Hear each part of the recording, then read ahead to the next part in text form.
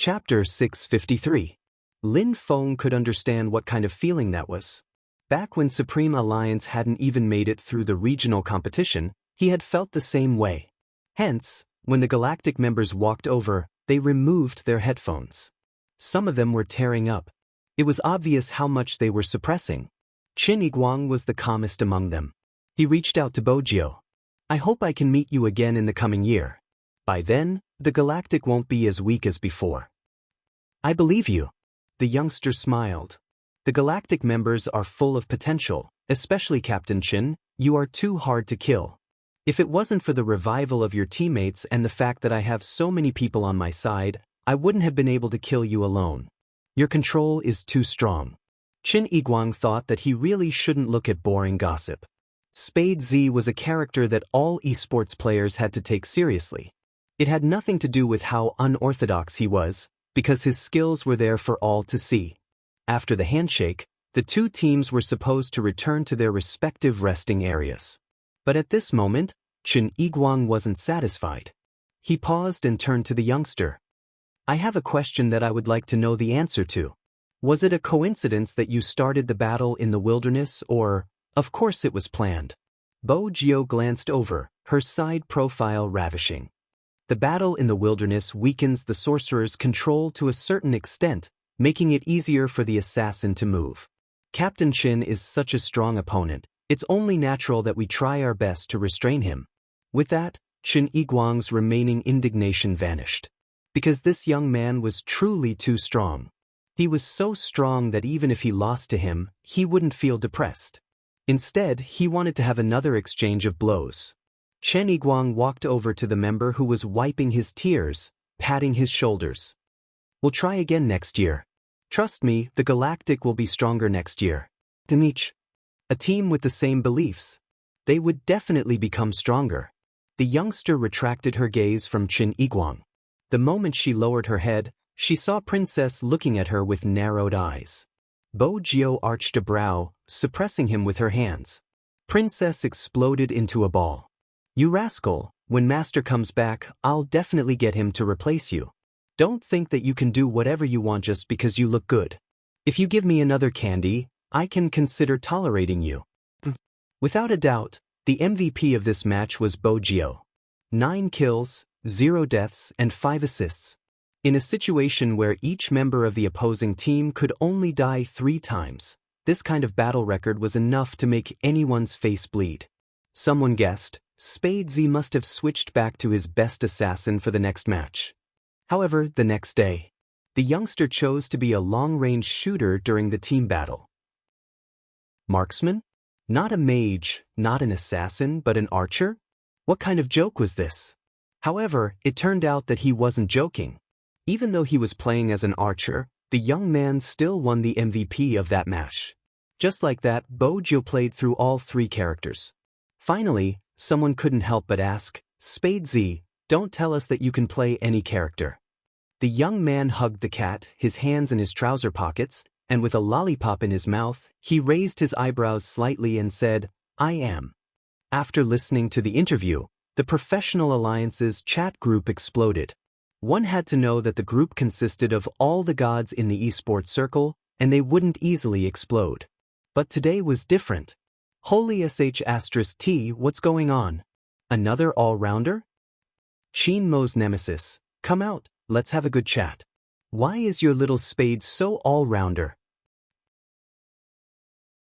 Chapter 654.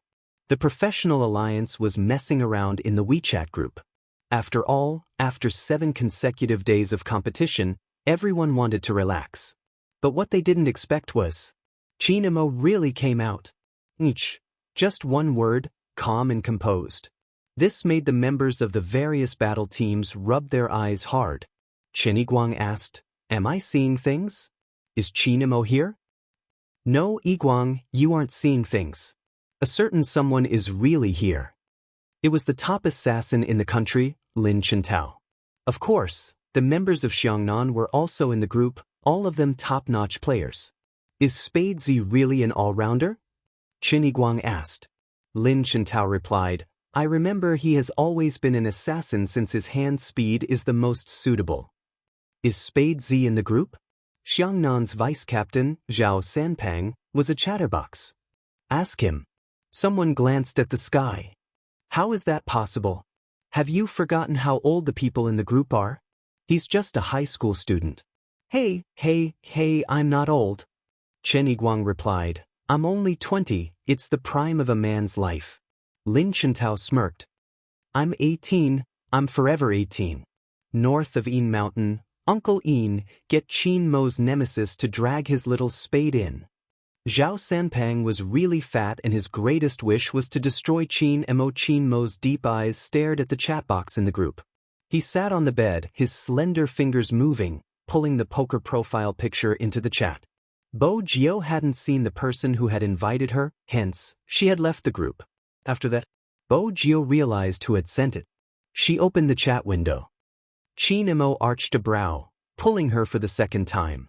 This time, she wasn't going to leave. But she wasn't going to enter. The moment she entered, she realized the usernames in the group were extremely familiar. They were all people she would be facing in the future and they were all godly players. Back when Feng Yi had been explaining, she had seen their information many times. If those fangirls knew that these esports gods were in the same WeChat group, they would probably go crazy. Zhao Sanpang. Hi, little spade, let me introduce myself. I'm the face of this group, Handsome Zhao. Lin Chintao. Add 2 words in front of looks, negative number. Zhao Sanpang. Lin, I'm angry. Let's fight. Come on, let's 2v1. Do you think I'm afraid of you? Zhao Sanpang replied. You're just bullying with numbers. Look at little spade, it's always a 1v2. We're both assassins, but why is there such a huge difference? Come, little spade, newbie, report your measurements and sexual orientation. Bo Jiao cleverly avoided these 2 questions and typed with a smile. Handsome brother Zhao gave himself that title? 66666. Self-sealing is the main point, no explanation needed. Spectating forcefully. The others also came. In an instant, many people appeared. Chen Yiguang said, so you guys are here. Little brother Yiguang, big sister will tell you, big sister cut my nails, especially for you, and dyed them rose red. The next time I kill you, my attack power will increase by a notch. Be careful, my baby. The person who spoke was Xiangnan sorcerer, Luo Luojiang. She was indeed beautiful, but her fighting style was savage and she specifically targeted Chen Yiguang. Chapter 655. Zhao Sanpang didn't care about the others and sent a serious emoji. I didn't expect that I would be so famous. You've heard of Little Spade before you joined the group, right? Are you treating me as the greatest opponent in your life the moment you see me? One of Qin Mo's hands hung down, the other holding the business tablet. He was just about to type something. A line of words appeared on the screen. Spade Z, I already have my biggest rival, my captain. Zhao Sanpang, you have good foresight. You have the same goal as me. Spade Z, Xiangnan's Captain Xiao, leave the group and train. Zhao Sanpang, who was caught by his boss, immediately pretended to go offline. Goodbye, little spade from Qin Mo's family.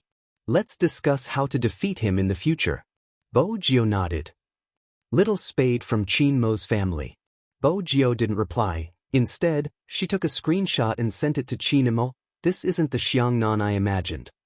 Qin Mo glanced at the photo, his voice faint. Most of the people in Xiangnan are still normal, there has to be an exception. In other words, Zhao Sanpang wasn't normal. The Almighty's venomous tongue was as sharp as ever. Bo Jiao tapped open the long message on WeChat. After listening to the pleasant male voice, she pondered for a moment before sending a video chat over. Qin Mo, who was wearing a hospital gown, raised his eyebrows and agreed. A fat cat playing happily with a ball of yarn suddenly appeared on the screen. Then, the handsome face of the young man appeared. The princess seems to be very interested in things like balls of string. It is indeed the nature of cats. The chubby white cat seemed to have heard someone calling its name. It jumped over and saw its owner's face appear on the young man's phone. It immediately stretched out its neck and called out. Master, it's this fellow who uses me as a hand warmer every day. But don't worry, this fellow can't do anything to me for the time being, let alone shave my fur. I'm still the world's most handsome meow. Bo Jio pressed down on the cat's paw to stop it from touching the phone. On the other end of the video call, Chinamo looked at the man and the cat and said slowly, "It seems like you guys are getting along well." Bo Jio and Princess tilted their heads at the same time. Not bad? If it was a small fight every day and a big fight every 3 days, it would be a good way to get along. In that case, they could indeed be considered pretty good. Is the Almighty sure he's not being sarcastic? Bo Jio glanced at the handsome man on the screen. Even though he was wearing a hospital gown, he was still mesmerizingly handsome. It seemed like the Almighty wanted to be taken home and raised. He decided to find a place to prop up his phone so that he could see it more clearly. What he didn't know was that when he moved, the phone's camera moved down and just happened to shine on the half of his calf that was exposed. Chin Mo's fingers paused, and his deep eyes darkened. He did not remind the young man to raise the camera. Instead, he just watched without shifting his gaze. Because even if he closed his eyes, that scene would still remain in his mind. White, smooth, and clean to the point that there was only fluff left. Very few boys would be like this. But it wasn't like there weren't any. Moreover, that guy was already late in puberty. He wasn't very tall either. Even that place was probably very clean. You still want to compare size with me? Chin Mo lifted the corner of his lips. He would give the youngster a chance to compete with him.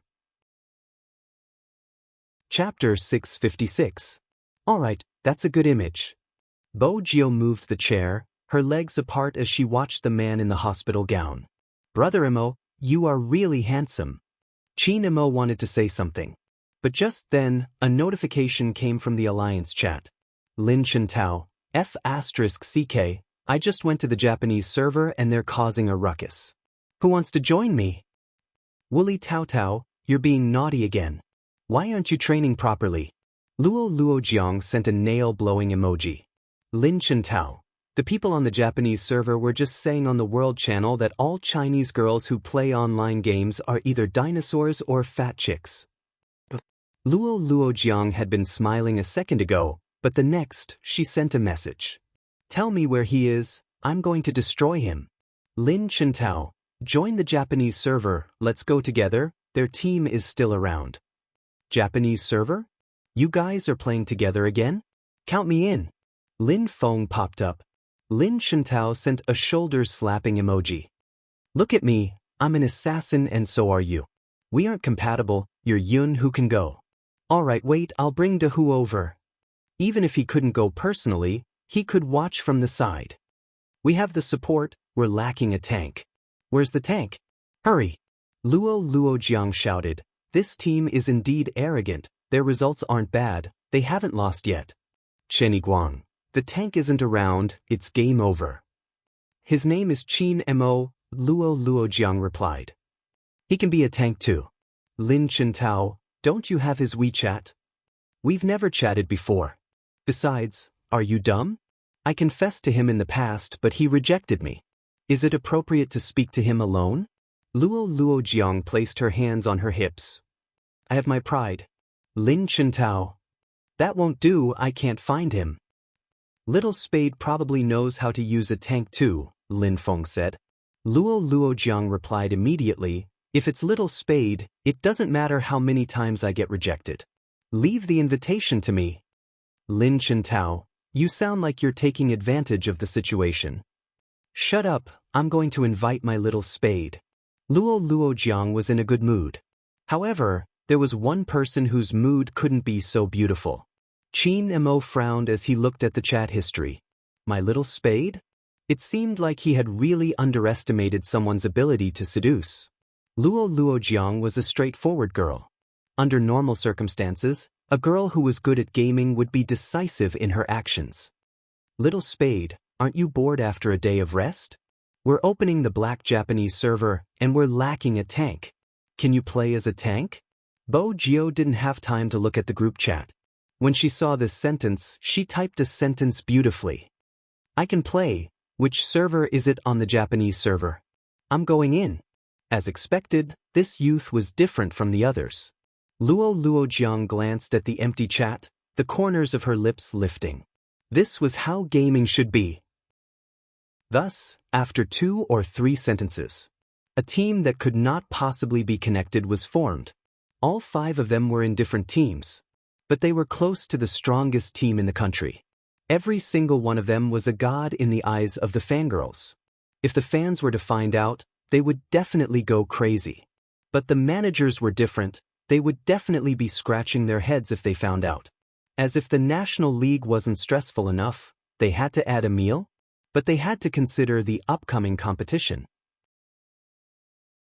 Chapter 657. But as esports players, they didn't think that way. In any case, there was only one sentence. As long as I'm satisfied.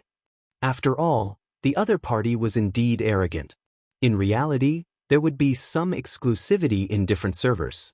But this time, it was obvious that they were targeting China. China's esports has just started. Some Chinese players shouldn't embarrass themselves. Be careful not to get killed. Seeing this, the 5 of them immediately formed a team. The person on the other side was still laughing. Seems like there really are people who aren't afraid of death. Let's fulfill their wish. After he finished speaking, with a click, the door was pushed open. Someone walked in from outside. The slender figure seemed to have just woken up. He was still wearing home clothes, and his entire person exuded a kind of laziness and cleanliness. If it wasn't Hoshino, who else could it be? What's so funny? The person sitting beside the computer looked up. Vice Captain, come over and take a look. Someone actually dares to challenge us. Don't they know that our reserve team is strong? You're causing trouble in the Japanese server again. As Hoshino spoke, he picked up the magazine on the coffee table. Be careful not to kick a metal board. Some Chinese players aren't easy to deal with. I can't tell. The person was still laughing. One of them was killed many times by us just now. He was indignant and called for reinforcements. Even though he died because of his teammates, it's impossible for them to win against the Japanese's second main force with just a new batch of teammates. Vice Captain, I'm going to talk to you. The game is starting, it's time to torture. Whoosh. The music blared. Even though Hoshino was sitting on the sofa, he could hear the sounds of fighting. However, it didn't affect his reading of the magazine. There had been no traces of Z recently. Hoshino knew that she had erased all traces. However, it was fine as long as she was fine. Hoshino raised his hand, switching to another magazine. He propped his chin on one hand, sitting there. The person in front of the computer kept moving the mouse. Was it an illusion? Why did it feel like time was passing so slowly this time?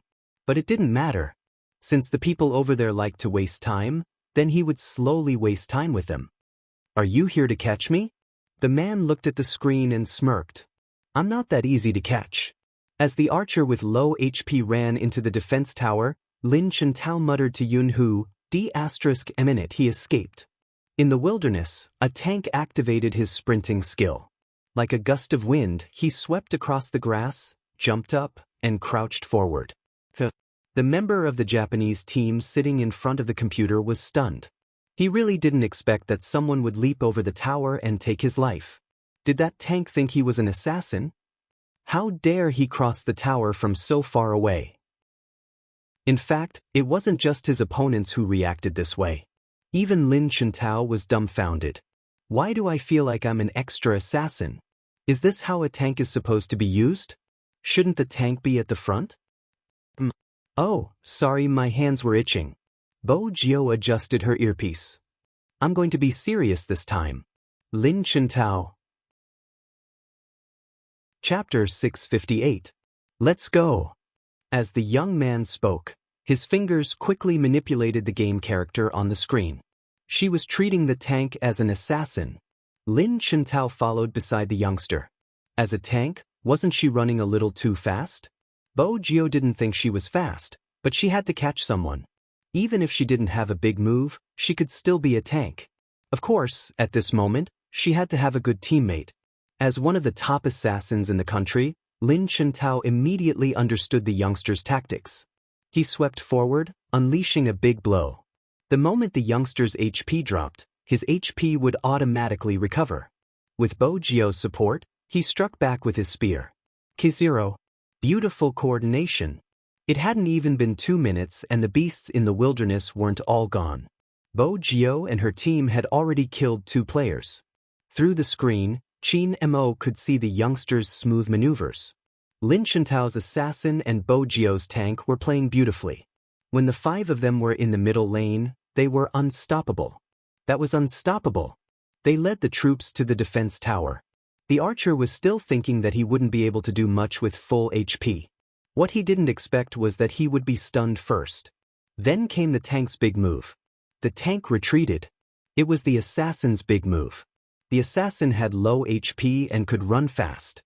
Even if he was hit by the tower, he wouldn't lose much HP. Fortunately, he was able to move and wanted to rush back to the city. Just then, the archer leaped over. He wasn't the only one dead, even the defense tower in the middle lane was destroyed. Beautiful! As a sorcerer, Luo Jiang didn't forget to heal her teammates, every step of her maneuvers perfect. Which meant that they had recovered all the HP they had lost. It wasn't a problem for the 5 of them to cross the tower and kill someone. The person in front of the computer threw his headphones. Clang. Are you kidding me? What's wrong with them? How did they become so strong all of a sudden? Weren't they afraid of being killed by the tower if the 5 of them crossed it one by one? F***CK, fight them one-on-one. Hearing his words, Hoshino, who was sitting on the sofa with a magazine in his hand, glanced at him and raised his eyebrows. You're dead. I've already died twice. That person gritted his teeth. The opponent is too cunning. First, the archer stunned me, then the tank used an ultimate skill. Then, the mage controlled me. I couldn't even move. I just stood there under the tower and was instantly killed. Hoshino's interest was piqued when he heard that. Looks like he's not bad. Cunning, too cunning. Especially the opponent's meat shield. Tell me, why would a meat shield run so fast? That person held his teacup in his mouth. Shouldn't the tank be in front and die for the people behind? I did hit him, but it was just a little bit. I didn't do any real damage to him. He didn't die even once along the way. How can he be called a tank? The so-called meat shield was indeed a shield in front of everyone, so they should be prepared to die. After all, apart from an ultimate skill, a tank's attack power was very low when fighting against an opponent. But even so, under the young man's control. He even got 1 kill, 0 deaths, and 5 assists. We only lost 8 people in total, and 6 of them are related to him. Chapter 659. F***CK. Our last defense tower in the middle lane can't hold on much longer. Is he really from China? As he spoke, he turned to Hoshino. Vice Captain, come over and help me, we can't lose. Hoshino didn't reject him. As a fellow gamer, he wanted to see who had such good control. What character are you playing? That person hurriedly replied, Sorcerer, your forte is team control. Pass me the mouse. Hoshino turned and sat in front of the computer, the left side of his face glowing softly. When he received it, his character had just left the city. His slender fingers typed a line of words, everyone in the group. It meant that all members were to defend the middle lane. Upon hearing the call, the members of this team had all gathered into a single line. That person stood beside Hoshino, looking at the screen, extremely agitated. Vice Captain, hurry. Attack them. Attack them. Don't go out of the tower, Hoshino ordered in Japanese. The team was about to explode. Why does it sound like Hoshino's voice? It sounds like it too. It doesn't sound like it, it's Vice Captain's voice. Hoshino. Hoshino, look over here. These esports players turned into fans at any moment. It was all because that person was Hoshino. In the Japanese team, they were split into the main force and the reserve force. Currently, among those who were casually playing online and shouting that they wanted to abuse others, 3 of them were reserve troops and 2 of them were the main forces. Moreover, they were the weaker ones among the main forces. Now that Hoshino was here, what did that mean? A world-class player. This time, we'll torture them like dogs. One word, kill. Hoshino smiled faintly. Don't move, we'll die if we go out. They aren't weak. Just not weak. They didn't care. We weren't serious just now and didn't have a team. Now, it's time for us to show our true strength. That tank doesn't know how to do anything other than sneak past the tower. This time, we'll focus on him. Their words rang in their ears. Hoshino moved the mouse forward, his voice magnetic. I control, tank block in front, remember to only block, don't leave the tower. Yes. The meat shield took a step forward and saw that the 5 of them had brought their troops over. They're courting death. Get ready. No problem. Everyone was very excited. They used their ultimate skills to grab the opponent's meat shield. Bojio ran at the front of the team, showing no signs of slowing down. Hoshino saw that they were close enough and ordered, Archer, stun him. A ranged stun. He had clearly aimed it. However, he watched as his opponent moved beautifully, successfully avoiding the stun skill. He fainted and fell to the back. Holy shit. Little Spade, tell us when you're dodging a big move. Lin Chintao, I dodged. Luo Jiang, dodged +1. Yunhu, needless to say, Yunhu dodged. I swear, I'll never play this kind of high-end game with you guys again. Lin Chintao replied, if you don't have our strength, how can you show your weakness? F***CK, if I don't take revenge for being stunned, I'll write the word, king, upside down. Since he still had the time to chat, she knew the back line was safe. Since there weren't any assassins at the back, she decided to wait. Chapter 660. Such an agile tank? Are you kidding me? The Japanese team's archer shouted. Seeing this scene, Hoshino narrowed his eyes. He immediately realized that his teammate's death was not as coincidental as he said. The tank's hand speed and movement were so fast that he had to be wary of it. Hoshino pressed down on his earpiece. Assassin. Here, someone replied. Hoshino lowered his arm, but his voice didn't stop. Go invisible and attack the enemy's backline. No problem. The assassin activated his ultimate and went invisible. This meant that he couldn't be seen on screen. Then, Hoshino gave the second order. Logically speaking, they had a high chance of winning in a team battle like this. After all, the opponent's tank only had half of his HP left, not full. The archer had also lost some HP from the stun.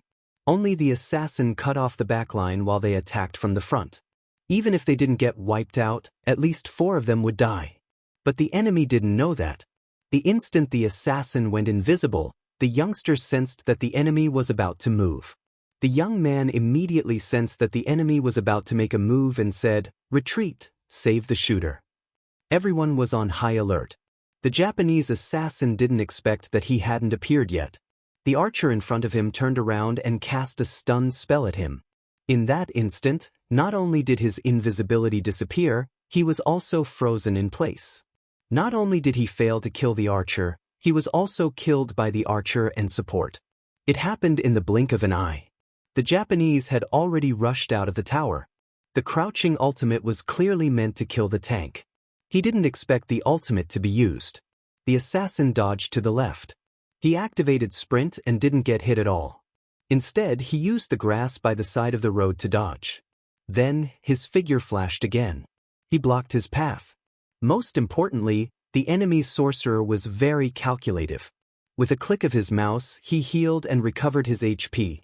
F***CK, you didn't heal before, but now you're healing, the tank shouted. He finally had more HP than the enemy, but now it was almost even. Hoshino lowered his gaze.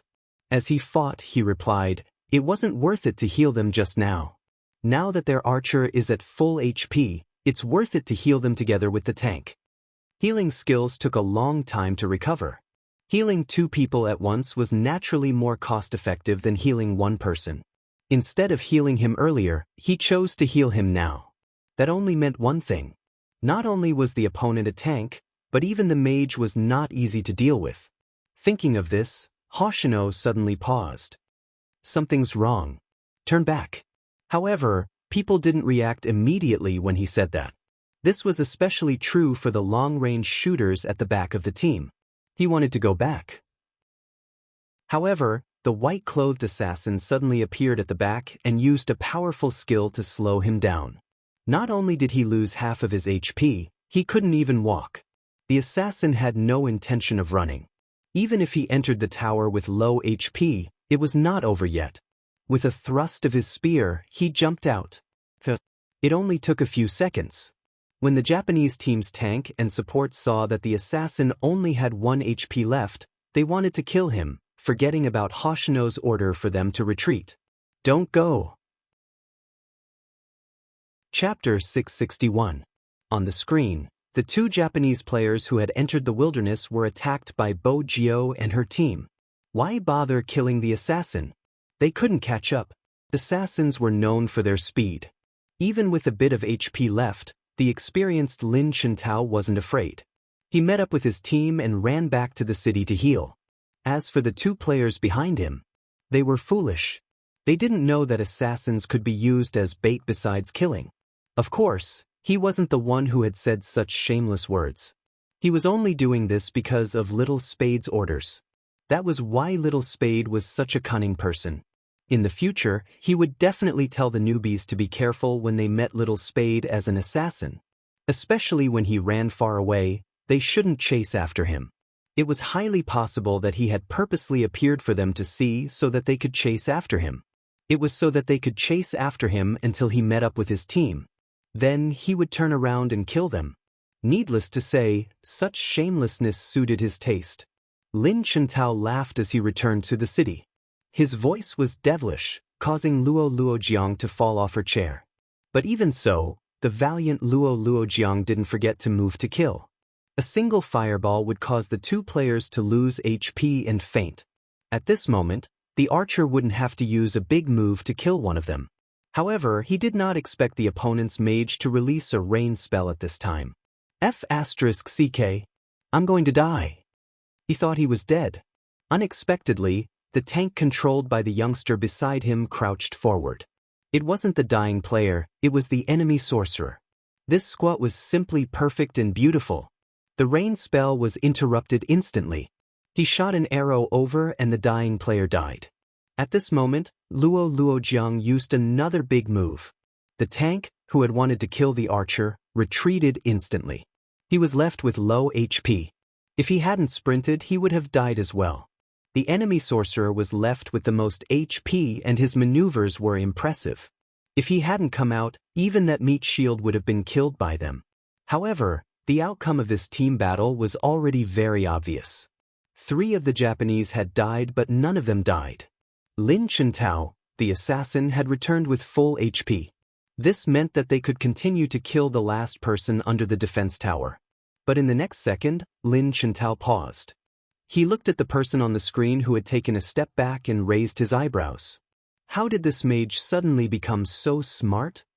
Indeed, I was almost drenched to death by him just now. His calculations were really good. He was sure he could trap all of us before he used his big move. The 4 of us lost HP rapidly in his rain spell. If it wasn't for Little Spade, he would have killed 2 of us and crippled 1. Fortunately, Little Spade cut off his rain spell. The young man smiled, not at all modest. I've played this mage before, I know its weakness. You're amazing, aren't you? Lin Chintao wanted to grab the mouse pad. The youngster whispered, pay attention to the opponent's freezing skills. This time we won't kill him. Don't get close to him and attack the tower first. Lin Chintao narrowed his eyes. No, he wasn't that strong just now. Chapter 662. I think so. Luo Luojiang chimed in. Besides, his positioning and calculations are extremely precise. Honestly, I suspect he's better at sorcerer than me. But this time, I managed to gain some kills because I developed better than him.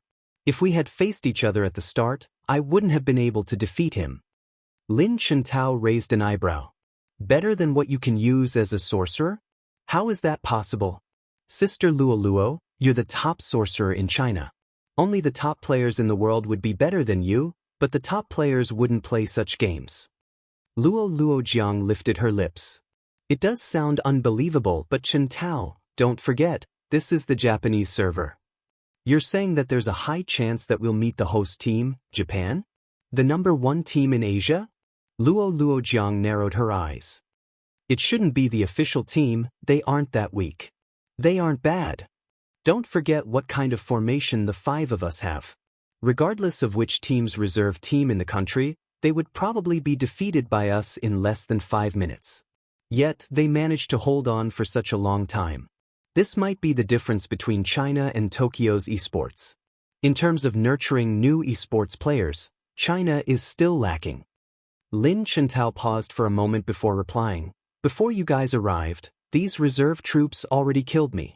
How strong do you think the official Japanese team is? I don't know. The archer noticed the problem. Yun, whose voice was deep. You have to ask Luo. She's the only one who has fought against the Japanese. Luo Jiang was silent for 2 seconds before replying, I've never been beaten so badly. Her words caused everyone to pause, except for Bojio. Luo Jiang wasn't afraid to talk about her past. Every member of the Japanese are like the top almighties in the country. Their captain and vice-captain are both world-class players. There isn't anyone in the country with such a title. Even Qin Mo was disqualified because of his absence. That's why I can't tell you how strong the Japanese are. I don't wish to meet them. Haven't we already? The young man touched his bangs, his side profile handsome and evil. I say, brothers, are you done chatting? Standing here waiting for people to revive and start a new round of scheming. I'm so handsome, but I also get tired. Meow. Princess appeared in the camera. Only then did everyone laugh and regain their previous liveliness. After the party was formed, the middle road was unobstructed, and they reached the other side of the city. The enemy wizard is here. Lin Chintao didn't know why, but when he saw the mage standing there, he felt a sense of apprehension. It was probably because he had been frozen by the mage and lost more than half of his HP. Now, he felt that the mage was too dangerous. Moreover, the other party's rain array was so powerful that it was hard to deal with it. If he's really stronger than you, I'm saying if. Lin Chintao said as he hid. Sister Luo, who do you think he is? Chapter 663. Kacha. The moment she heard the name, Bojio's screen went black. It wasn't just her, even Qin Mo, who was on the other end of the video call, heard Hoshino's name. The youngster's fingers paused in that instant. It was so obvious that Qin Mo's hand paused as well. But very quickly, the youngster turned to the left. The coldness in Qin Mo's eyes dissipated. On the other end, Bojio tilted her head. Princess's cat face was raised up proudly, with a white plug in her mouth. She was showing off her prowess. He had an expression that said, This is the king's territory, you foolish human, submit. Bojio arched a brow. It wasn't practical to plug in the power and log in at this moment. On the other end, Qin Mo was still watching. He watched as the youngster placed her arm behind her back and signed the contract. Then he asked coldly, Why? Not playing anymore? Bojio picked up her phone, glancing towards the direction of Princess, who was walking like a cat. The power is in someone's mouth. Qin Mo took a moment before commenting, Ever since he started following you, he has become more mischievous. Bojio stood up. Brother Mo, be honest, isn't he more picky? When he's with you, he's always lying down and allowing you to touch him. But when he's with me, he's a little tsundere. Qin Mo replied faintly, It has to do with his aura. What aura? Bojio took a sip of water, leaning against the bookshelf. Qin Mo closed the proposal in his hands, passing it to Assistant Zhang before replying slowly, Offensive aura. Bojio, the WeChat group is ringing. Before the youngster could react, Qin Mo swiped open his tablet. They are all looking for you. That was when Bojio realized that the power outage was a trap within a trap in the game. She walked over with a cup of water and opened the WeChat group. A string of little spade popped up. Lin Chintao had sent 3 messages in one go. F***CK. Little spade, what's going on? Did you disconnect? How could you disconnect at such a crucial moment? Without little spade blocking in front of me, it doesn't feel safe. I've never missed you so much. Little spade. Of course, other than Lin Chintao, there were other members. However, everyone was more reserved. Everyone sent 6 little dots in the group. Bo Jio caressed her nose and started to type. Sorry, the power is cut. The power is cut. Lin Chintao's expression said, don't joke around, or I'll scam you too. Bo Jio decided to take a photo of Princess, who was still in the midst of posing, and sent it to the group. Lin Chintao asked, wait, what's wrong with the cat? Why does it have to be concave? Have you ever considered the feelings of us gamers? He obviously hasn't considered it, Bo Jio replied. Lin Chintao didn't speak for 10 seconds before sending a crying emoji. Someone's interest was piqued. Little brother Tao, were you tortured to tears again? No, I won, Lin Chintao said confidently. Lin Feng was embarrassed. Then why are you still crying? He died the most times. Yun, who was calm. It's indeed Lin Chintao's style, said Lin Feng. Coco, agreed. Chen Yiguang, agreed. Zhao Senpang, agreed. Lin Chintao shouted, shut up, you peeping bastard. Chapter 664. Lin Chintao, I will never forgive him. Zhao Senpang, I can't hit him. Xiang'an's Xiao appeared, asking calmly, where's practice? In an instant, Zhao Sanpang turned invisible again. Lin Chintao laughed heartily. Luo Luojiang came out. I just asked him. Lin Chintao. Luo Luojiang sent a bandit emoticon. It's indeed Hoshino. This time, the youngster didn't pause, even asking naturally, how did you know? Luo Luojiang chuckled lightly as she sent a voice message, acting like a mature lady. When I asked, he didn't reply. Under normal circumstances, if you ask someone that, they would definitely say, how is that possible? But he didn't even bother replying. Spade Z, proof to the contrary. World's most handsome fatty, F***CK, why didn't you tell me Hoshino was here? Lin Chintao, is it good for the name above to be so fake? Zhao Senpang. World's most handsome fatty, who's Zhao Senpang? I've never heard of him. Lin Chintao, keep acting. World's most handsome fatty, don't mind the details, let's talk about Hoshino. Xiang'an's Xiao, let's talk about your practice, final warning. This time, Zhao Sanpang really went offline. But the Professional Alliance's chat group was in a frenzy because of Hoshino's name. Someone asked, is it really him? Luo Luojiang, their fighting style is similar. How's his skill? Luo Luojiang, after Little Spade went offline, he went for a 1v3. He died and so did the 3 of us. Amazing. After these words were spoken, there was a period of silence. Luo Luojiang, Yun Hu, and Lin Chintao were all top players in the country. Even with the 3 of them working together, they could only fight Hoshino to a draw. The gap was so obvious that it was hard to ignore it. Just Hoshino alone was enough to make things difficult for them. Just how strong was the Japanese team? Everyone's heart was stretched taut like a string. Chen Yiguang was the first to speak. After the National League, there will be another match against the Japanese. I wonder why they said it this way. It was proposed by Tokyo. Luo Luojiang's voice deepened. They said that the Japanese are currently on a world tour. After the Korean side, it will be our turn. They hope that we can work together and they won't be sending out their strongest team. They specially emphasized that it's just a cultural exchange in esports. Lin Chintao raised his eyebrows. Cultural exchange, do your best to win, no matter who will fight in the future. Lin Chintao laughed. I'm going downstairs to train. Little Spade, see you in the semifinals. See you in the semifinals. The moment she exited the WeChat page, she heard a voice beside her ear. You seem to care a lot about Hoshino. That voice had a magnetic quality to it, and it was calm and steady. Bo Jio glanced up and saw the Almighty looking at her through the video call. His brows were deep and his eyes were extremely dark, giving off the vibe of a devil. Even though he was dressed in a pure white hospital gown, it didn't stop his natural oppressive aura and perceptive abilities. A little. Bo Jio smiled sloppily. After all, he's an esports player that he likes. He's handsome and has good skills, so he would definitely care. Like. Chapter 665. She hadn't expected the youngster to give such an answer. Qin Mo's eyes dimmed. Bo Jiao didn't notice the change. Firstly, they were separated by a screen.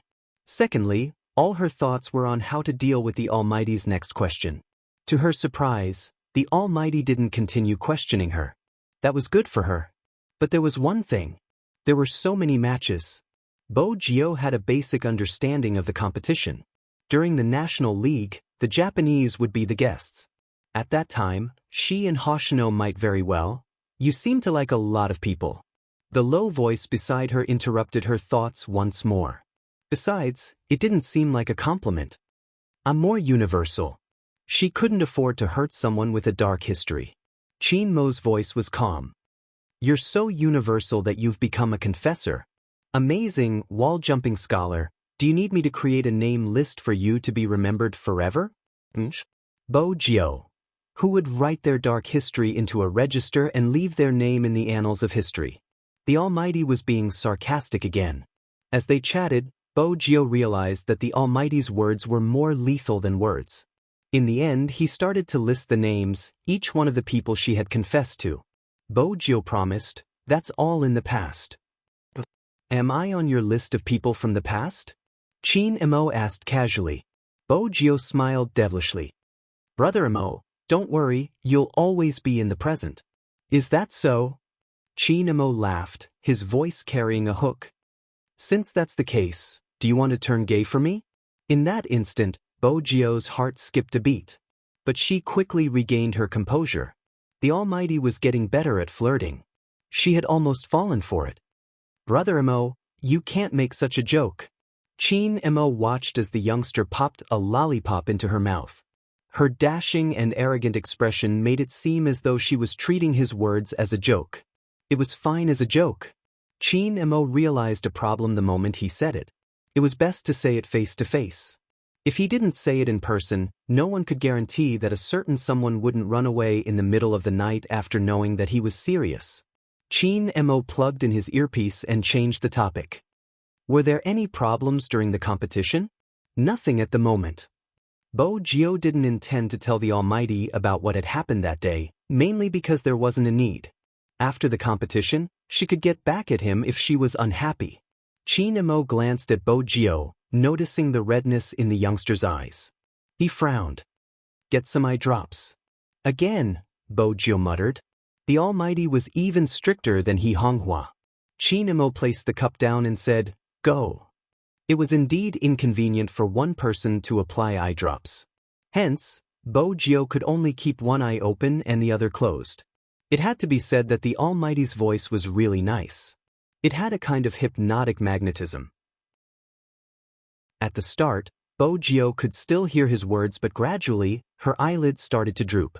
Hence, Bo Jiao didn't know that after she had fallen asleep, Bo Jiao's expression changed. The person on the other end of the video call didn't forget to turn to look at her even during the meeting. That gaze was filled with pampering. Chapter 666. Fu Family's Villa. Bo Jiao wasn't sure how long she had slept for. Just as the sun was about to rise, she opened her eyes. Her fingers twitched, but the phone in her hands had already shut down due to the lack of battery. Even so, the phone was still warm. Was the Almighty still alive? Bo Jiao arched a brow as she thought of the possibility. He hugged the princess beside him and warmed her hands. She had to admit that the Almighty was despicable. He hadn't hung up the video call in order to drain her battery. She could do the same next time. This time, she would sleep. It wasn't her style to sleep until 11 a.m. when there weren't any competitions or exams. But today, the internet had exploded because of a gaming video. The title was, I was watching a match on the Japanese server. I want to know which Almighty's alternate account is it. The post had over 1,000 replies. Amazing! This teamwork is so cool. OP, I'm impressed that you dare to play on the Japanese server. Little Bean Sack. Why does the sorcerer's technique seem so familiar? My goddess Luo Jiang. It must be her, she must be the one who can control the sorcerer so well. I'm here to expose the assassin that died the most. That's right, it's Lin Chintao. Is the support my almighty Yun? Is the archer my dragon?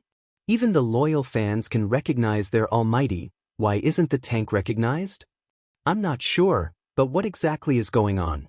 Different teams? Are they teaming up? Don't you know? The adults have such a hobby, but it isn't common. Could the tank be Zhao Sanpang? No, my fatty isn't a fan of towers. Honestly, the tank isn't played in such a manner. It isn't normal for him to treat himself as an assassin. If he dies under the tower, he would be sending himself to death. Are you saying that the tank isn't good? I don't think so. But he isn't a scammer, he's the MVP. Tank? Under normal circumstances, a tank wouldn't be the MVP. It isn't strange for him to kill every single time. All in all, it's because of Goddess Luoluo and the others. If not, he would have died easily. Am I the only one who thinks that he's playing this way because he knows that Goddess Luoluo and the others are behind him? Are you saying that this is his cooperation? My God, I'm getting more and more interested in this meat shield. Who is he? Are there any fans who claim it? Unfortunately, no matter how many times this post was covered, still, no one claimed this meat shield. The onlookers were really curious. After all, it was rare for a tank to play like this. Until the Supreme Alliance team battle that day. Spade Z used the meat shield. Wait a minute? My big spade isn't an archer anymore? This is already the fourth one. We still lack a support.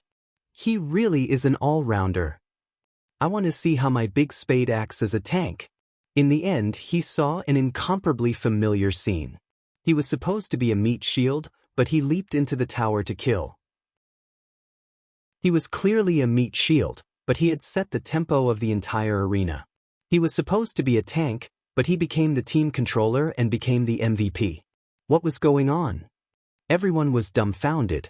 A Spade fan said seriously, I think I can go to the Japanese server's battle video and claim Big Spade. What do you guys think? Chapter 667. As usual, there would be a mini interview after the competition. What's more, there was still one more match before they entered the semifinals. This match was of utmost importance. It wasn't just the fans, even the media was concerned about Bo Jio's character. Is it time to use support next time? The interviewer asked with a smile. After all, he had already used the other methods. In front of the camera, the young man reached out and pulled the white cat back. He said lazily, no need. No need? The host was stunned. Because the Almighty didn't teach me how to play the support role before he left. Hearing this, it was not just the host. Even the fox-like smile on Manager Feng's face froze. It wasn't easy for the beautiful MC to find her voice. You mean to say that the characters you play were all taught to you by Almighty Qin recently? Bo Jio glanced up nonchalantly. I've found my own style as a tank, but I haven't gotten used to the sorcerer and archer. I'll practice more when I'm free. The beautiful host. There was no way to continue the conversation. You're the MVP of every game, yet you still say you're not playing well. However, the others did not understand that the young man really did not play. Bo Jio was best at being an assassin. He watched the video of the interview. The official Weibo exploded again. As a fan of the Mo and Jio couple, there's only one sentence left in my eyes. Because the Almighty didn't teach me how to play support before he left. Big Spade, don't cry, the Almighty will teach you when he comes back. Be good, pat my head. To be able to become an all-rounder in such a short period of time, I just want to say that he's super cool. Han Susu and Wu Zhen were also holding their phones. Han Susu couldn't help but reply, hee hee, keep bragging. You can become an all-rounder after 10 days of practice. Spade Z, you're such a hypocrite. The Spade fans didn't respond to his words. Fan Qin said, Spade Z started off as an assassin, and being an assassin requires a high level of control and positioning. Plus, with Spade Z's hand speed, as long as he understands the other character's attributes and the usage of some big moves, along with Almighty Qin's all-round guidance, it won't be impossible for him to reach his current level. I'll say this first, I'm a fan of Almighty Qin, and I won't pretend to be a passerby. Putting aside other questions, I'll just say one thing. Spade Z's recent matches have a slight change, and that's the geometric attack curve. What I, Almighty Chin, am best at. Flunkies can't understand how a genius can see the geometric attack curve when he's playing a game. Am I the only one who noticed this? This seems to be the first time I, Almighty Chin, personally taught someone, right? Don't say any more. Dog food full of dog food. Han Susu slammed her phone. These CP fans are really crazy. What dog food? After saying this, she seemed to have noticed Wu Zhen's ugly expression. She turned around and held Wu Zhen's hand. Sister Wu, those people don't know of your existence. You and Brother Chin are a couple. What's the big deal about that gay? Wu Zhen smiled and put down the coffee cup in her hand. Why didn't you take revenge on him in the recent matches? Chapter 668. That depends on the higher-ups. Wu Zhen glanced at the contents of the official Weibo, her eyes sinking into the darkness, looking gloomy. We're doing things according to the law, right? Han Susu smiled. Of course, Sister Wu is the fairest. But no matter what, someone like that should be taught a lesson. I used to like him so much, but he ignored me. He's so cold-blooded. If he liked other girls, I could have snatched them away. But he just had to like a guy, and he even liked Brother Chin. He's blind. So what if the Han family wasn't good enough for him? How much money had she invested to support him? Yet he didn't reciprocate and even acted like this. Sister Wu, don't worry. Before you catch him, I'll let him know the consequences of angering you and me in Jiang City. To put it bluntly, Han Susu relied on her power and influence. Whenever she met someone, she would throw some money at them and they would automatically support her. For example, the Spade fans she had interacted with previously. But the youngster didn't fall for it. She had been indignant, and after finding out he was gay, her outburst suited her. Because there were many types of girls in this world. One of them was Han Susu. From the start, Bo Jio hadn't wanted to interact with her because she had already seen through her character. After a few interactions, Han Susu always looked at Shui Yaoyao with disdain, regardless of whether others had offended her. There wasn't a problem with using money to solve everything. But once she used money, the other party had to reciprocate. Bo Jio had never thought of herself as a salesperson. She played games, not services. Hence, when the Spade fans came looking for her, Bo Jio glanced at Chen Xiaodong, standing up slowly. She stuffed a hand into her pocket. Say it again. Who is outside? They seem to be your old fans. Chen Xiaodong's voice was low. They want you to give them an explanation. Bo Jio chuckled. An explanation? They came to my house and want me to give them an explanation? With that, the youngster narrowed her eyes, her gaze sharp.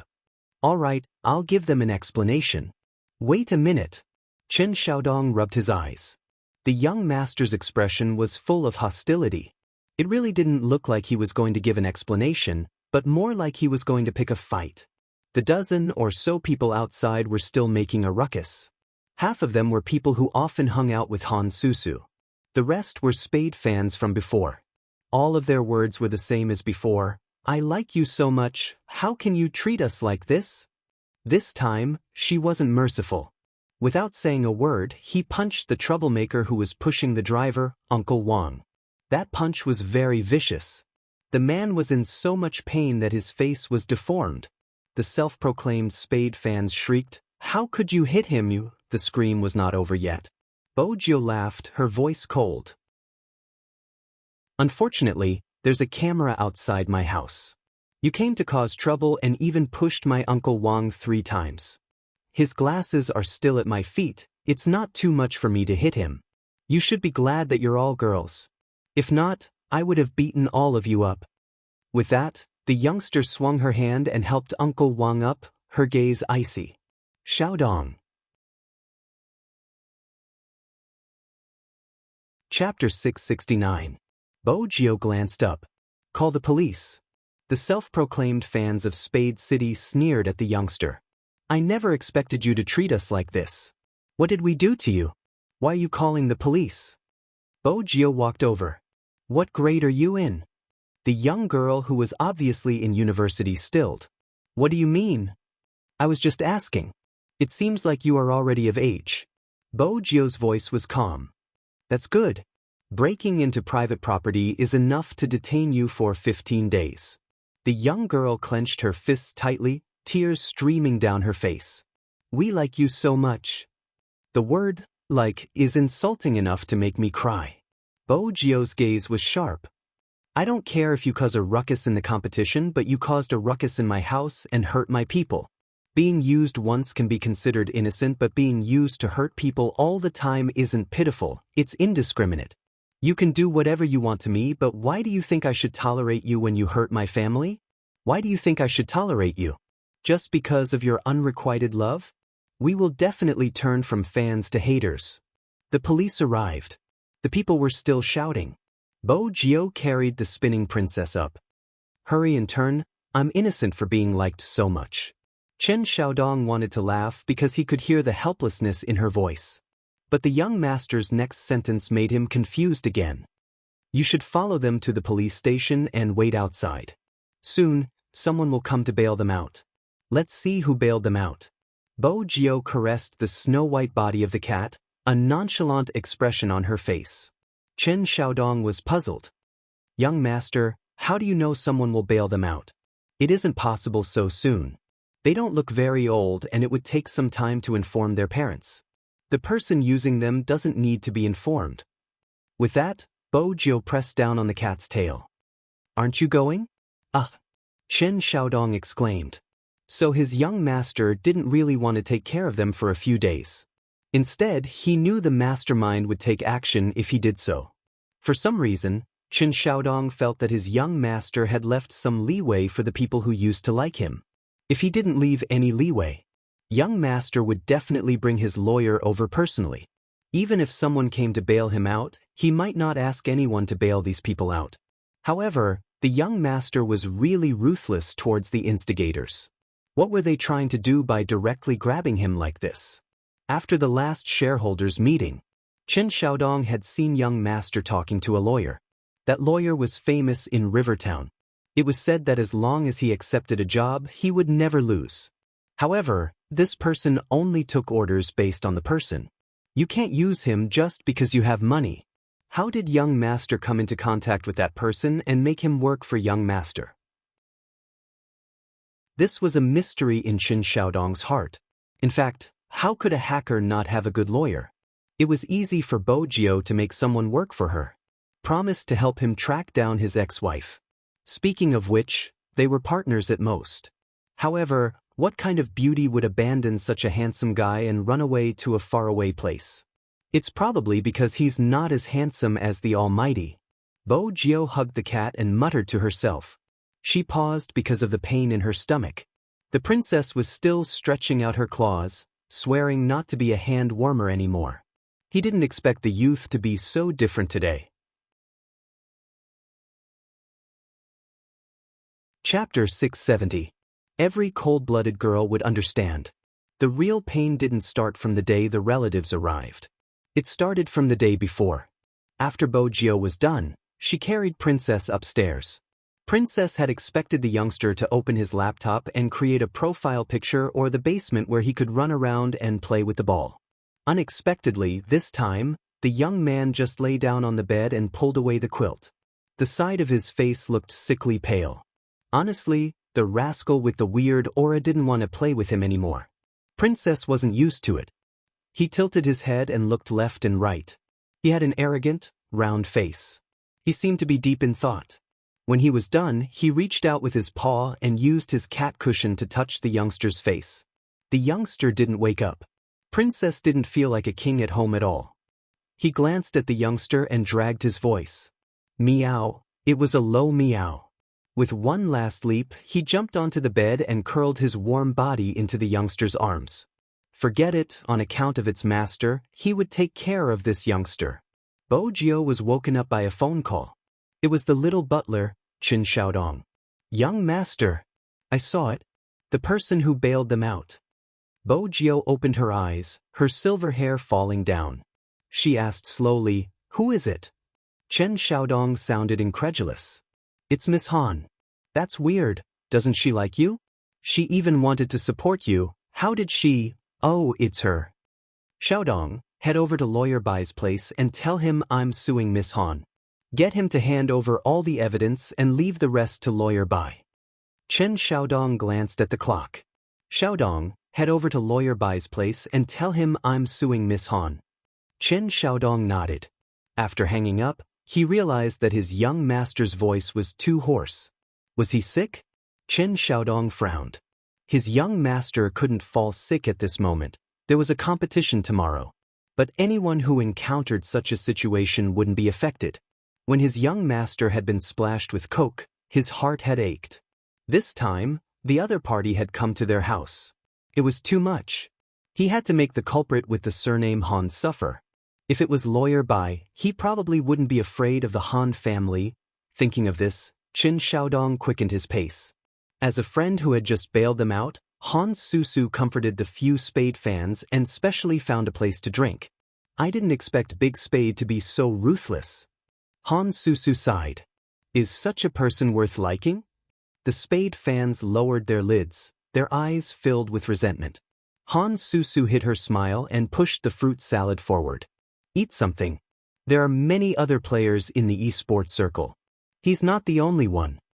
When she said this, Han Susu felt that she had vented her anger. But what Han Susu didn't expect was that her party had just begun, and she was about to take them to karaoke. Two police officers walked towards her. Behind the policeman was a man in a suit. Chapter 671. Han Susu smiled, wanting to strike up a conversation. But the person spoke before she could. My side is charging you with slander and instigating others to harass my client. Can you and your group of friends head to the police station? They had just been released and now they were heading to the police station? Was there something wrong with them? Han Susu was obviously not going to agree. I paid bail and now you're asking us to go back. Don't you know who I am and who my brother is? How dare you accuse me? I'll make sure you can't stay in the legal world. That's the legal world, not the legal world. As the man spoke, he reached out to press down on his pure black headphones. Don't your fans have any common sense? Bo Jio sat up.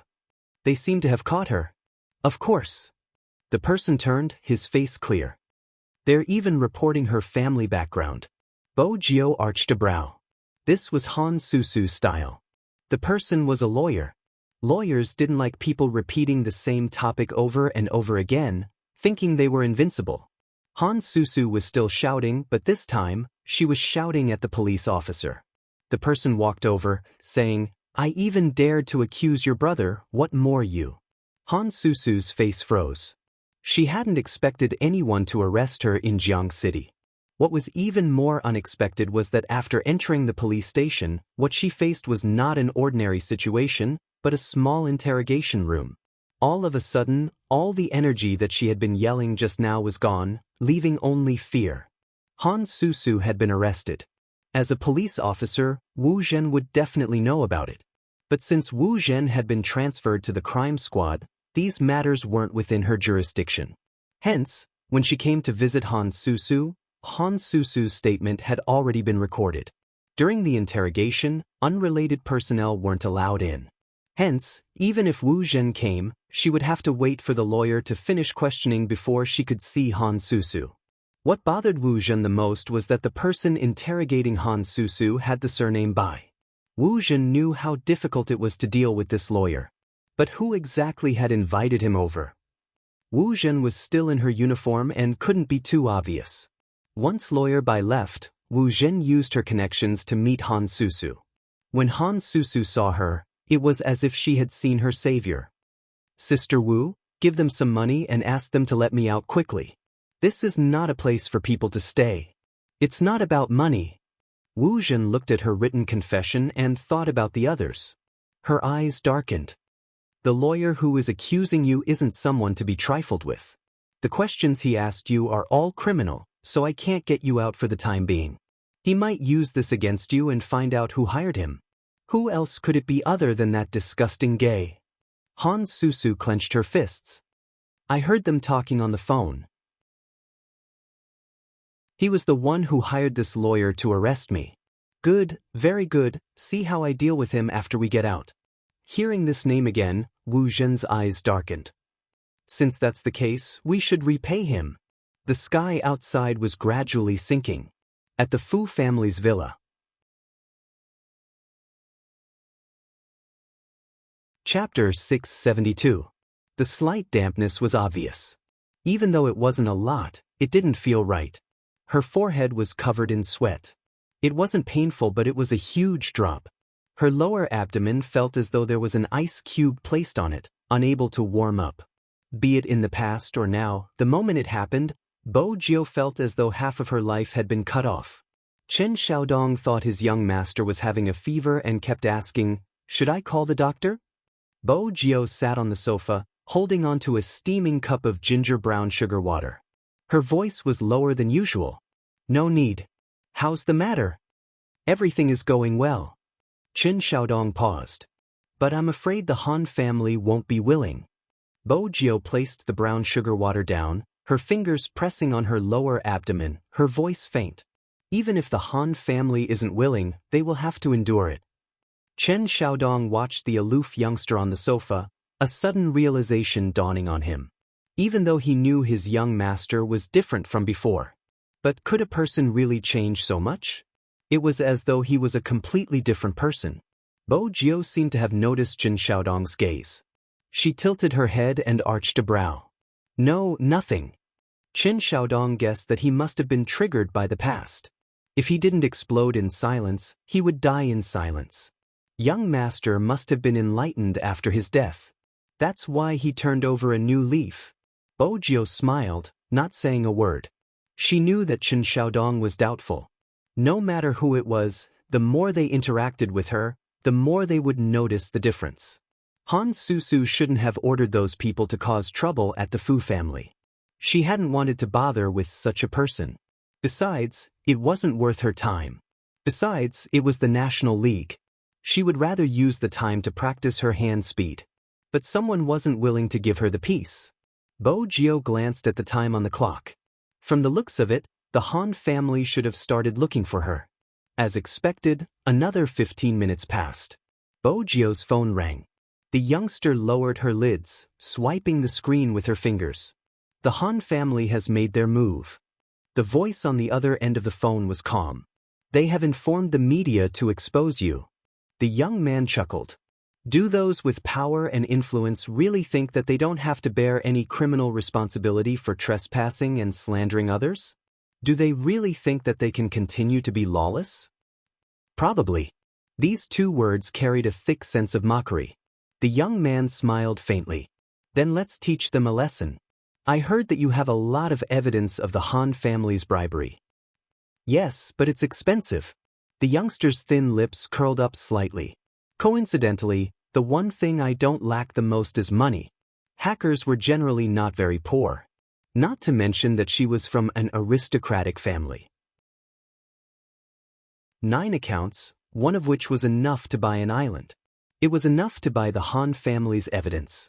"Sure, but you have to be careful about one thing." Bai Qianye closed the document. Dressed in a suit, he said, "The Han family and the Qin family are old friends." Bo Jiu's gaze deepened. "I've never been afraid of the Qin family."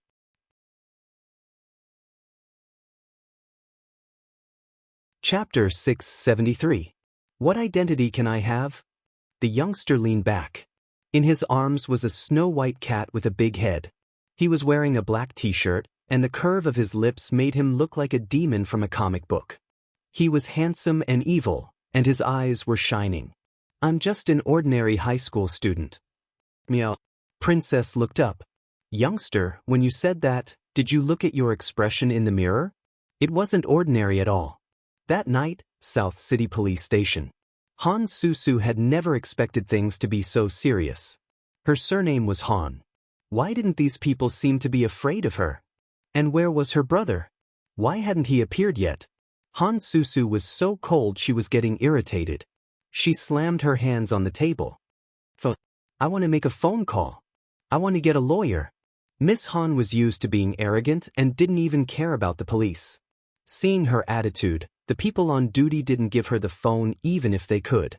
There were so many cases to work on. They didn't have time to serve her. Han Susu couldn't sit still and started to make a fuss. The person who made a fuss threw a phone to her and stood beside her. Han Susu took the phone and dialed a familiar number. It rang 3 times before it was picked up. "Brother, what are you doing? Do you know Susu?" Before she could finish, she was interrupted. "Something happened at home, you have to suffer for a day." When Han Susu heard this, she was unhappy. "Brother, I'm your sister. How can your business be more important than mine? What do you mean by let me suffer for a day? Do you know how broken and cold this police station is? I don't care, give them some money and get a lawyer. Hurry and get me out." The person on the phone didn't speak. This made Han Susu even more unhappy. "Brother, what's wrong with you? Speak. I won't get a lawyer for you." It was obvious that the voice on the phone had changed. It was old and sounded like a mezzo-soprano. "I always knew you had a bad personality like your mother, but I didn't expect you to be so dirty, ordering people to do bad things. How did the Han family end up with someone like you?" Han Susu's back stiffened. "Grandma, don't call me grandma." Old Madame Han was very righteous. "You should bear the consequences of your own actions." Han Susu's face paled. She didn't expect her grandmother to come back. Her grandmother had never liked her since she was young. In fact, Han Susu had never seen such a vicious old woman who insisted on meddling in her affairs. For her 16th birthday, she invited so many classmates to her house to climb the ladder. Originally, she wanted to show off her wealth. This old woman was great. She said that in the Han family, whoever did that would be kicked out. This was a family rule. Han Susu clenched her fists. She knew that no matter what she said, her grandmother would not pity her. She screamed, "Dad, Dad!" Her father doted on her.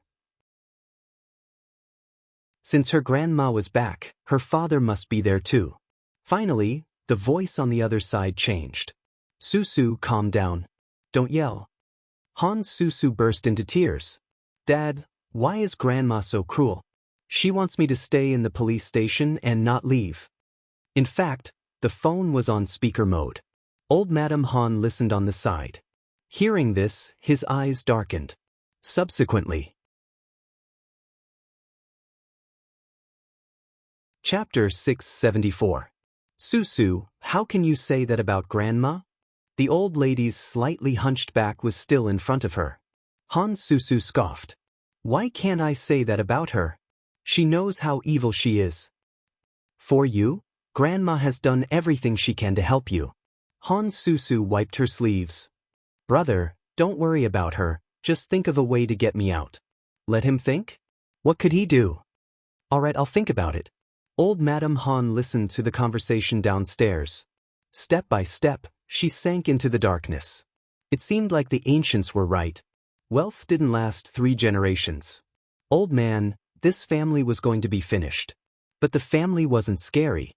How could the human heart be like this? Times have changed, sigh. The old lady's sigh was melancholy. The Han father and son promised to get Han Susu out, regardless of the method. Spadesy's scandal was just one part of the plan. If they didn't relent, they would definitely proceed to the second step. But just as they were about to ask Han Susu to wait, the people from the prosecutor's office arrived. They didn't care if it was night time or not, they detained the father and son.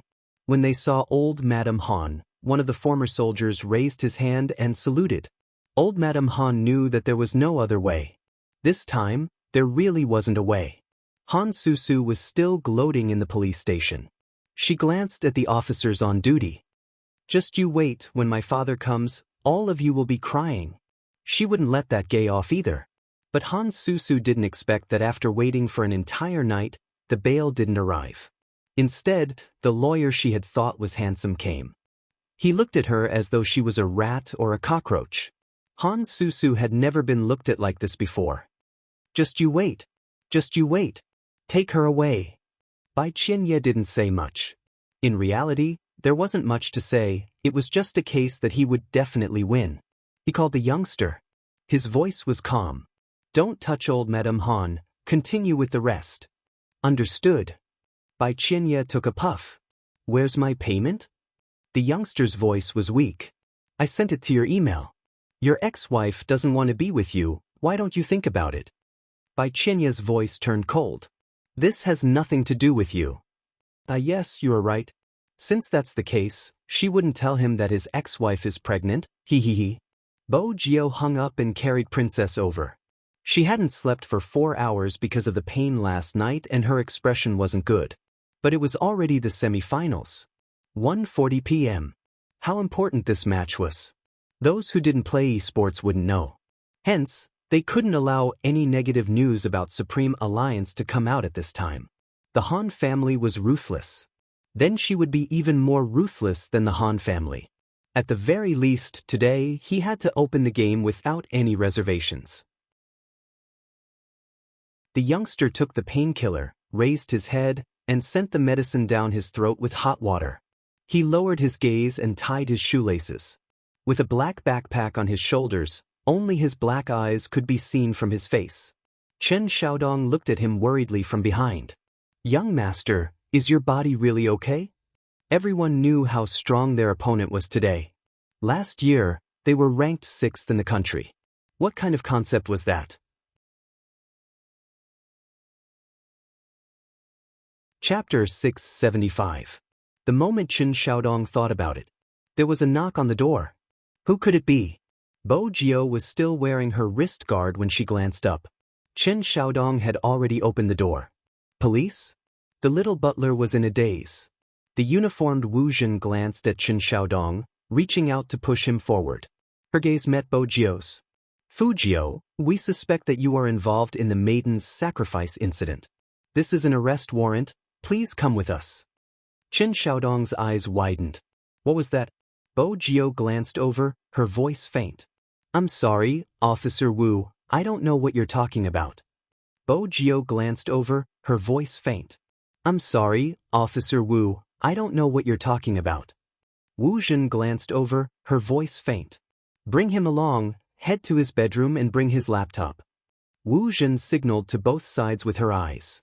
Bring him along. Go to his bedroom and bring the computer he used. That was how the police worked. Everything had happened too suddenly. Chen Xiaodong was still in a daze when they barged into the bedroom. Wu Jin smiled at Bo Jio. Do you know who told me about you? Li Mengran, she told me everything. Oh. The youngster pulled down her wrist guard, her pale face still devilishly handsome. What did she tell you? How did I confess to her? Wu Jin narrowed her eyes. You know that's not what I'm talking about. Fu Jio, we know each other. On account of Brother Mo, as long as you're honest, I'll make things easier for you. Officer Wu. The youngster straightened, her lips curving into a smile, her tone unhurried. I've always been a law-abiding citizen, I've never asked the police to make things easier for me. Wu Jin chuckled. Is that so? Follow us in and we'll talk. I've got the laptop. The other 2 policemen walked over. Wu Jin glanced at the youngster. Bring him away. Young master. Chen Xiaodong panicked, reaching out to grab him. But he knew it was all in vain. Fortunately, he understood his young master's lips. Inform Lawyer Bai. Chen Xiaodong hurriedly nodded, but he was panicking as he watched his young master being taken away. Lawyer Bai. Where was Lawyer Bai's phone number? No phone. Then I'll go to the military compound and look for him at the Bai residence. Wu Jin didn't come with good intentions. Bo Jio understood. In her past life, she had seen countless police cars. She even drove a car disguised as a police officer. But he had never sat in this position like he did today. His lower abdomen was still hurting. With the princess in his arms. The princess was a magical cat. Even though he had caused a ruckus with Bo Jio previously, he was now extremely obedient, his gaze fixed on Wu Jin like a tiger. Bo Jio didn't care if she was caught. If it had been any other day, she wouldn't have cared. But today was different. He raised his hand and glanced at the watch on his wrist. There were less than 3 hours before the match. We have to get out before that happens. Officer Wu, I have a very important match today. I think you know very well what evidence do you have to arrest me now? Wu Jin raised the notebook in her hand. This is the evidence. Number 1 middle school has always been peaceful. It was only during this period of time that there were internet incidents. I've investigated the 2 teachers who were dealt with, and they were all related to you in some way.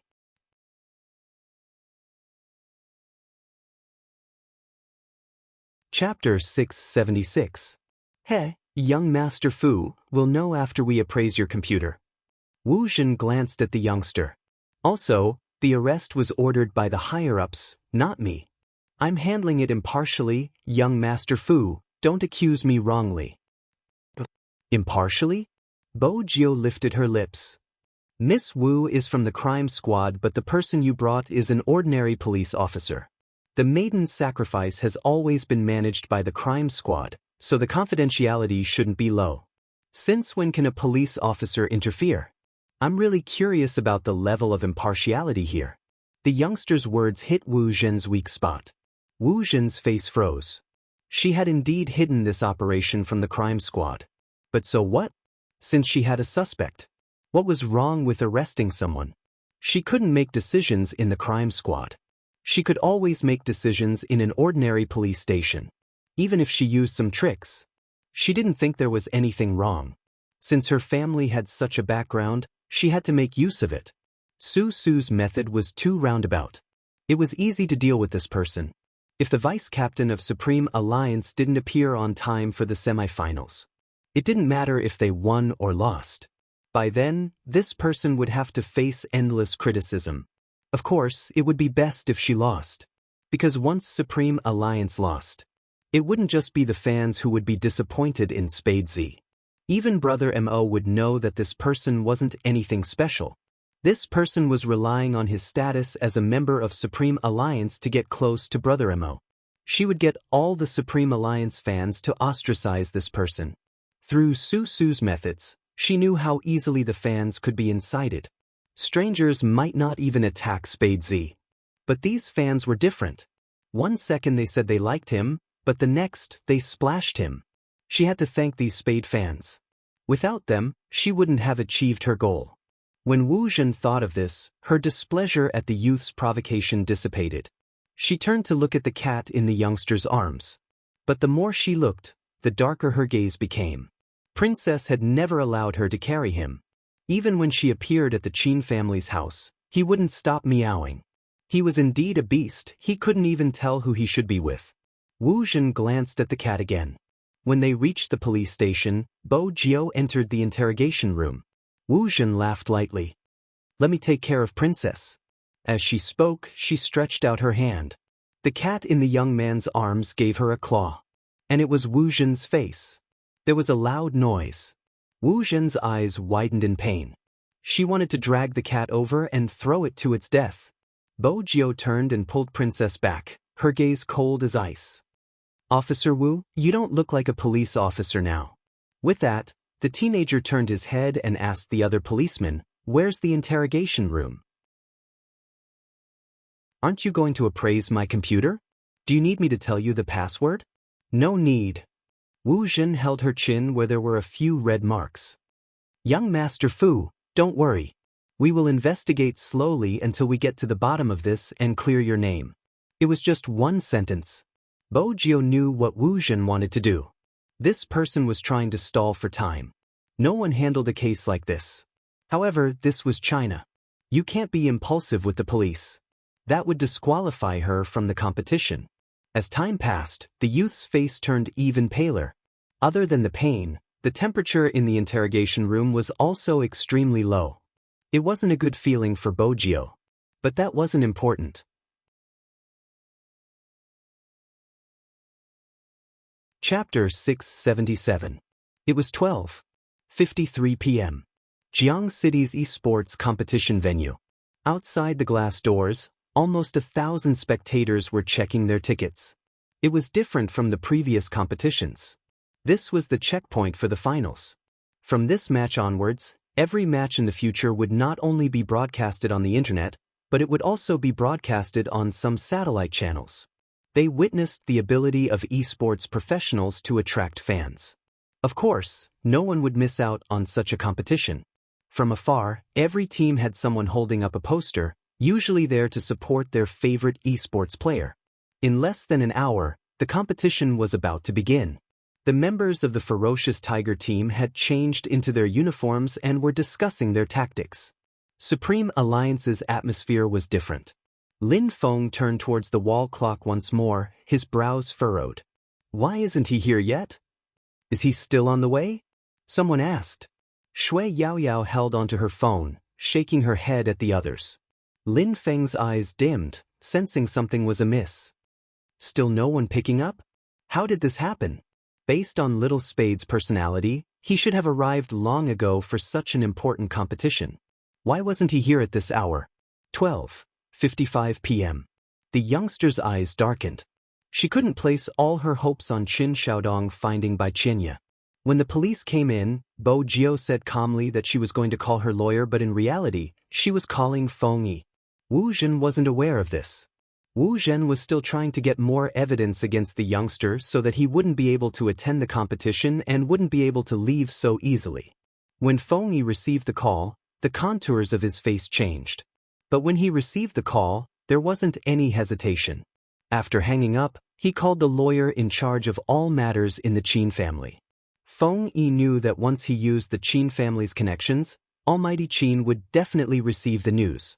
Almighty Qin would definitely receive the news and wouldn't pretend to be peaceful like last time. He might even stop his treatment and come back immediately. At this stage, Feng Yi didn't want to think about it anymore. This matter could only be resolved with the Qin family's connections.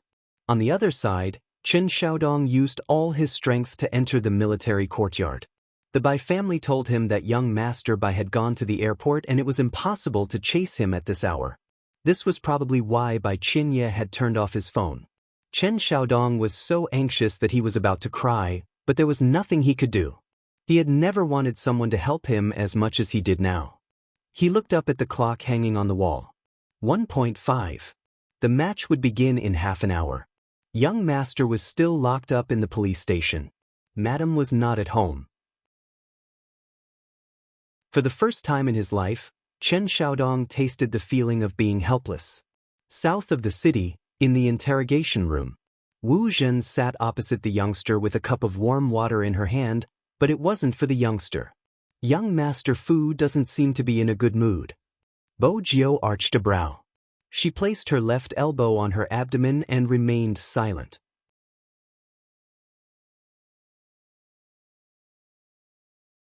Chapter 678. Bo Jiao glanced at Wu Zhen, her lips lifting into a smile. Her abnormally fair complexion made her look like a noble vampire walking in the night. Who told you I called Bai Qianye? No matter who you're calling, you'll have to bear the consequences of your crime.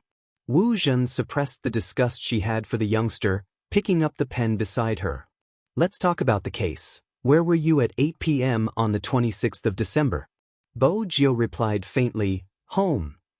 Who can prove it? Wu Zhen narrowed her eyes. Bo Jiao laughed. Of course it's my family. Wu Zhen knew she wouldn't be able to make any substantial progress. She changed her direction.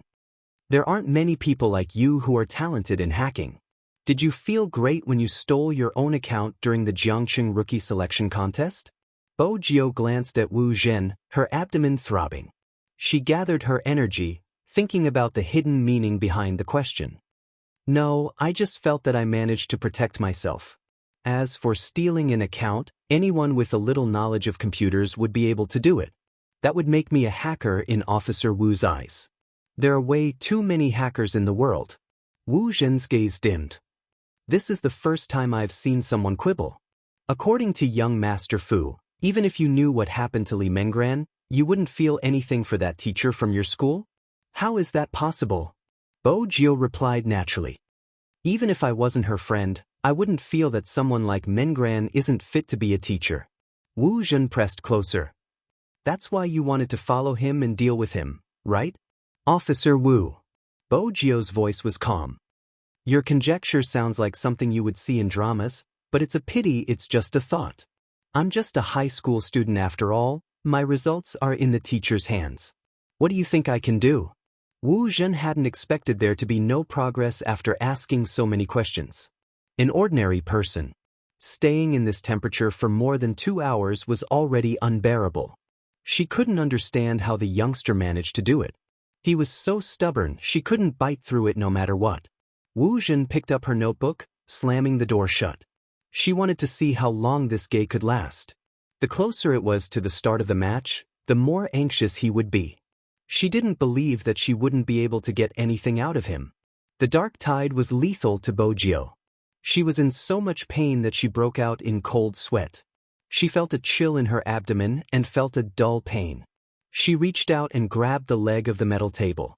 There were still 20 minutes left. She had to go to the competition. Here we are. Feng Yi should have arrived. When the youth opened his eyes again, there was sweat on his forehead, but it did not affect the clarity in his eyes at all. No one knew what kind of willpower she was relying on to persevere. Time was still ticking away.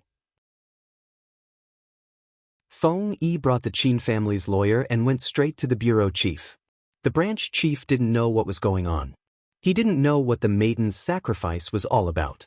However, since the Wu family had informed them that they had caught a suspect and brought him in for questioning, he didn't think it was a big deal. But now, the Qin family's lawyer had appeared. Only then did the bureau chief realize that there was something wrong with this. But since the case was moving forward, it couldn't be casually ended.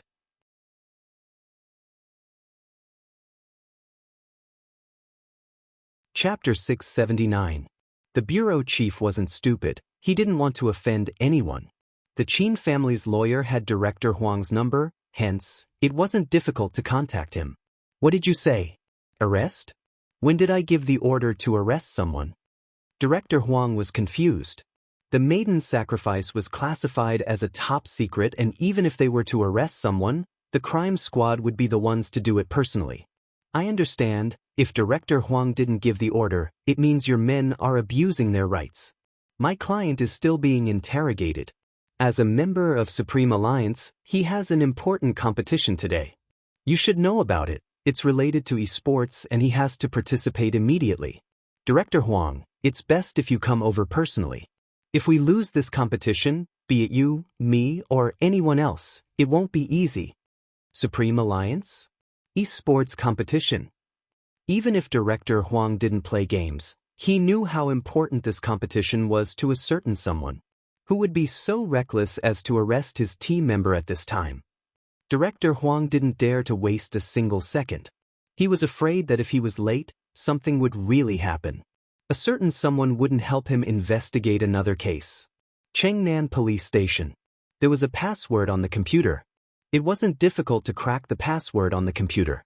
The police had professionals in this field. However, after looking around, he didn't find any traces of hacking into other computers.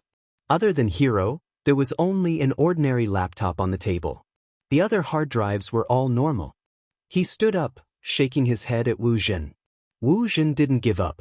Take another look, there's definitely something inside. I've already looked through it 3 times. The information on the preview device shows that it only shows the user's official Weibo. There's nothing wrong with this laptop. Wu Zhen's eyes sunk. What about the live stream? Did he do any live streams? The officer shook his head. There isn't any live stream software installed on this computer.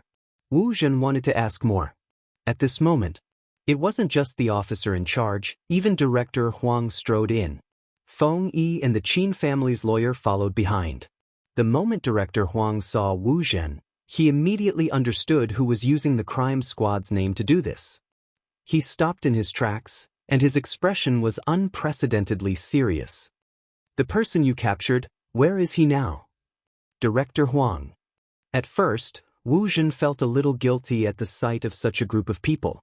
But on second thought, she was just arresting someone for questioning. She didn't do anything to anyone, so she replied nonchalantly, the suspect is still being interrogated. Director Huang hadn't expected such an attitude from Wu Zhen, his voice turning cold.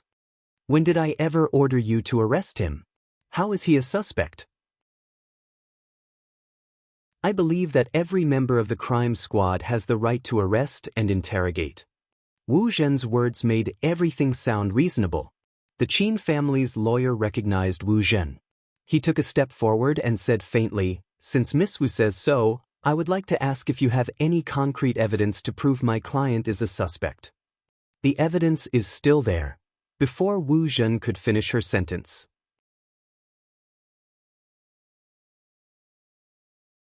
Chapter 680. Wu Zhen's face paled. She hadn't expected the Qin family's lawyer, whom she often saw, to be so merciless. Wu Zhen wanted to say something. The other party only gave her 2 words, "Let him go." Wu Zhen clenched her fists even though she wasn't happy about it. She had to get someone to release Bo Jiu personally. There was a faint red mark on one of her wrists due to the long period of time. But it couldn't be compared to the pain coming from her abdomen. Feng Yi was the first to enter. When he saw Bo Jiu, his eyes dimmed. He turned towards Wu Zhen. "Miss Wu, can't you tell he isn't feeling well? Even if you want to interrogate him, why do you have to do it in such a room? Are you interrogating a suspect or what?" Bo Jiu stood up, swinging her wrists. Her left hand pressed against her abdomen while her right hand carried Princess. Competition. In that instant, Feng Yi couldn't describe the feeling. He gritted his teeth. "The car is outside. If we go now, we can still make it for the last 5v5 match. What are you waiting for?" The youngster glanced over, her gaze sharp. "Let's go." Feng Yi nodded, glancing at Wu Zhen behind him. The Qin family's lawyer walked over. "You guys go ahead, leave this to me.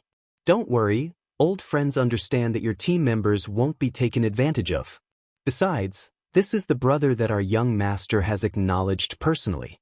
This matter won't end just like that, even if the other party is from the Wu family." "I'm relieved to hear that." Feng Yi didn't stay any longer, entering the car with the youngster. Director Huang stood behind the 2 of them. He felt that the Major Crimes Division had really touched someone's sore spot this time, even if that someone wasn't around. Once the Qin family's lawyer took action, not long after, someone far away would receive the news. Director Huang reached out to rub his head, realizing that he only had 2 or 3 strands of hair left. He was puzzled. Why did Wu Zhen pick this youngster out of all people? Didn't she know how much a certain someone doted on the youngster? According to a certain someone's personality, he wouldn't tolerate anyone bullying him. This matter, even the Wu family's name wouldn't be of any use. The other side. The first thing she did after receiving the phone was to open the live stream channel. It was almost 2 o'clock. The 1v1 had already begun. The situation was unfavorable for Supreme Alliance. After all, the other party was a strong team. In addition, they seemed to have studied every Supreme Alliance member's playstyle. The contestant that was sent out was to deal with Yin Wuyao. Bo Jiu had never seen Uncle in such a difficult fight. Even if he safely returned to the city, his HP would be low. Moreover, every time he returned to the city, it meant that there would be 1 less tower. This tug-of-war continued for some time. It wasn't easy for Yin Wuyao to kill his opponent with 1 big move. The tower at the bottom lane was already broken into pieces. The following defense became more and more difficult, until he failed in the end. Bo Jiu pressed her abdomen and sent a voice message to Lin Feng. 2v2, switch players, you and Yun who will go together. The other side replied immediately, "Okay, that's what we're planning to do. Coco can't deal with the enemy, they're very strong." Bo Jiu had just finished listening to this message. The second message was about to be sent.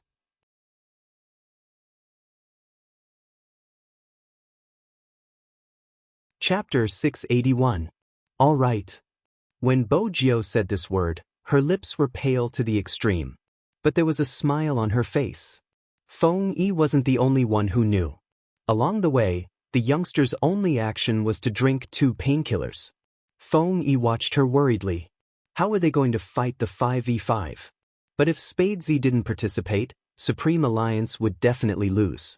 "Do you need me to do anything?"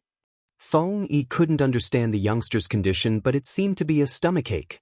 "Is it because the interrogation room is too cold and you haven't eaten anything?" Bo Jiu held onto her arm. She didn't explain further, glancing up with a sheen of sweat. "What time is it now?" Feng Yi knew what she meant, turning towards the driver. "Take a shortcut." "The shortcut is a little bumpy," young Master Gio's body. Bo Gio hugged the cat, her voice deep. It's fine. Young Master Gio, sit tight. The driver's driving skills weren't bad, it was obvious he had been avoiding the media. But along the way, Feng Yi could only see the youngster's pale face, her bent waist against her stomach. It was unbearable. Do you want some hot water? Feng Yi suggested, getting out of the car. Bo Gio glanced up, her voice raspy due to the pain. Let's head to the venue, give me a cigarette. Cigarettes could stop the pain. Feng Yi watched as the youngster lowered her head to light the cigarette. In that instant, he was reminded of a person who had suffered a wrist injury. At that time, his fingertips had been stained with blood, but he had been focused on the competition. But that time, he hadn't made it. This time, he hoped time would wait for them. Outside the car window, another red light lit up.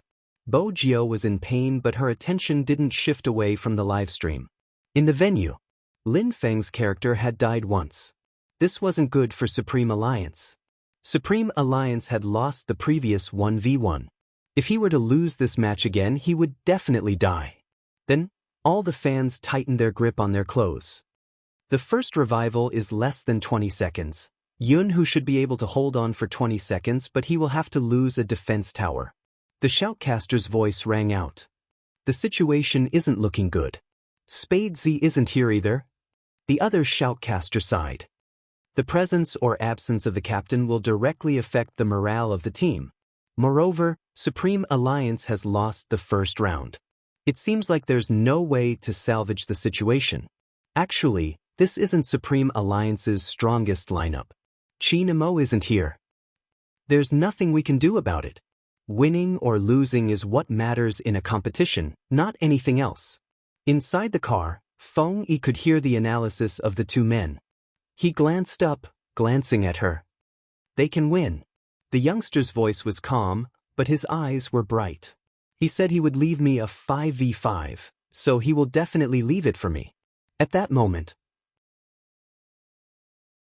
Feng Yi didn't say anything else, turning to the driver.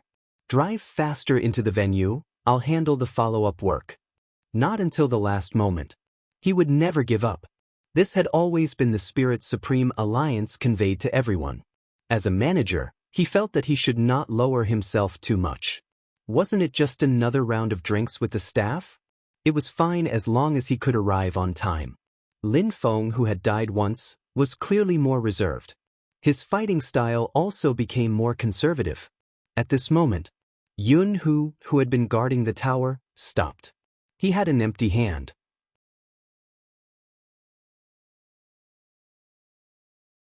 Chapter 682. Yunhu's black hair was covered with a huge gaming earpiece. His handsome side profile was calm and composed. Coward, use your method and start fighting. Little Spade will be here soon, he might even be watching our match. As a senior, are you going to lose? Yunhu's eyes lit up.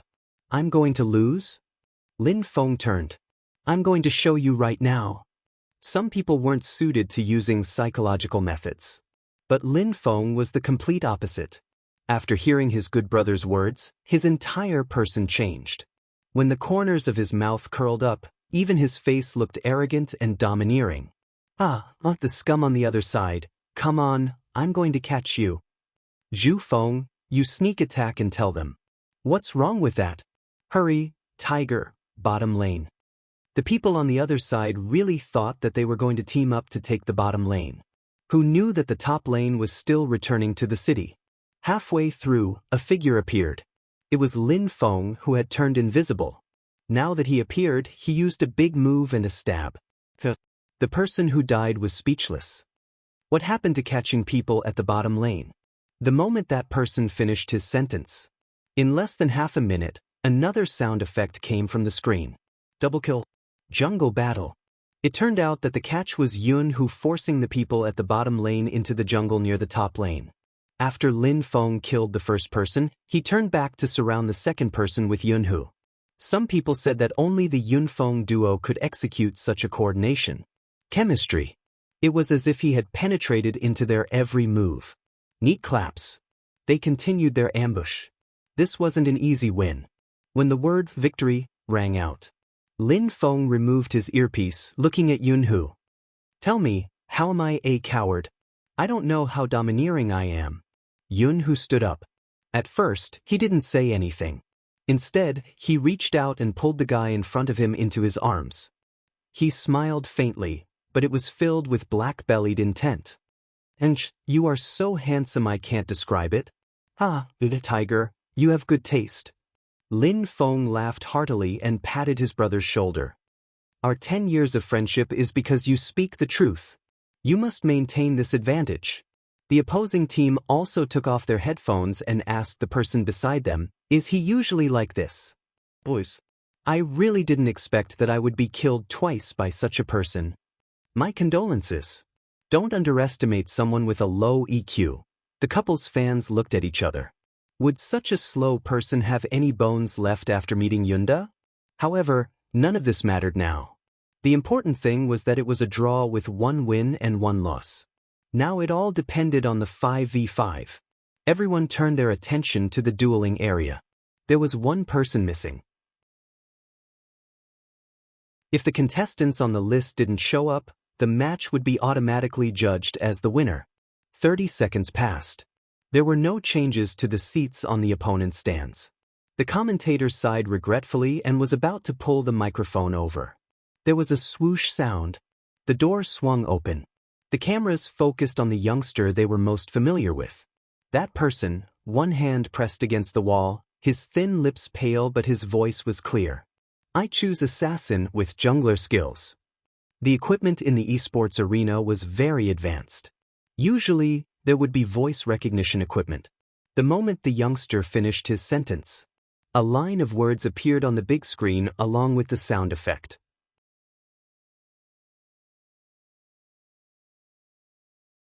Chapter 683. In an instant, the crowd was filled with cheers. Every Spade fan was looking at the youngster walking towards the arena. Lin Feng smiled too. Only the other 4 members near the youngster paused. Feng Shang stuttered, "Oh idol, why your face?" Bo Jio's face was so pale that even her lips were affected. Shui Yaoyao noticed the youngster's movements after sitting down, her eyes filled with worry. She still remembered how painful it had been the last time His Highness Jiao had been like this. As a girl, she knew very well that some people with menstrual cramps could even faint when their relatives came to visit. This wasn't an exaggeration. Shui Yaoyao sat beside Bo Jio, her gaze sweeping over the youngster's hand, and she stilled. It was a handcuff mark. What exactly had His Highness Jiao experienced before coming here?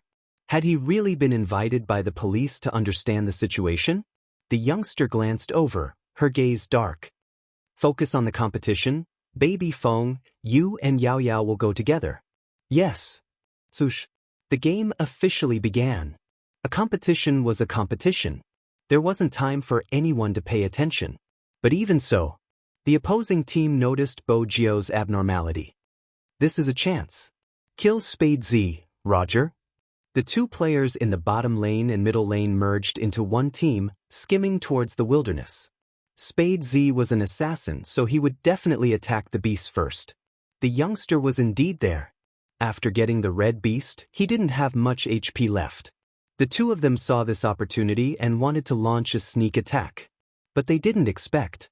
The opponent actually turned invisible at this moment. And the Supreme Alliance could clearly hear the youngster's orders. Feng Shang Yao Yao, Wild Red. With such a close distance, it was the best to stop the enemy from attacking the wilderness. Feng Shang and Yao Yao retreated, skimming towards the wilderness at the same time.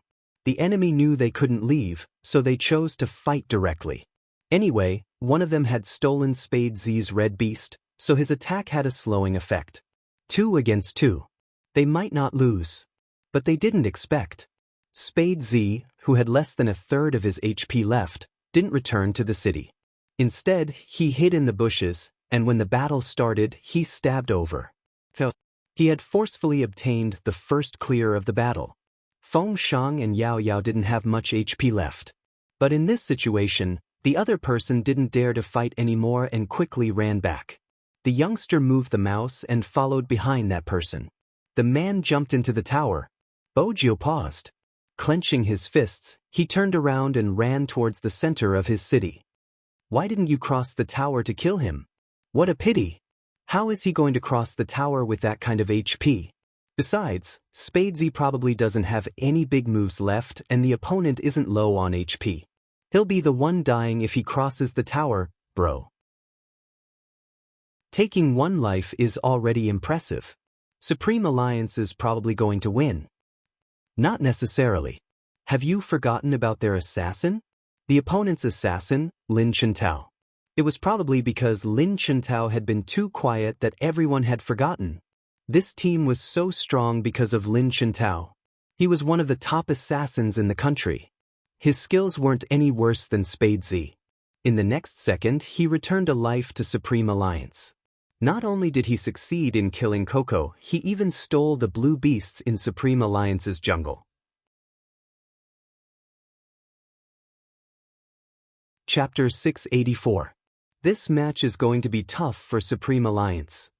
Everyone knows Lin Chintao's assassin is getting better at the later stages. I'm curious, is Spadesy's assassin better than Lin Chintao's? It seems like this isn't just a battle between teams, it's also a battle of the vice-captain's ability. It's here again. Lin Chintao killed another person. It's two, it's a tie. The moment Lin Chintao's blade landed, Spadesy immediately took his second life. Just like that, the two of them started to retaliate.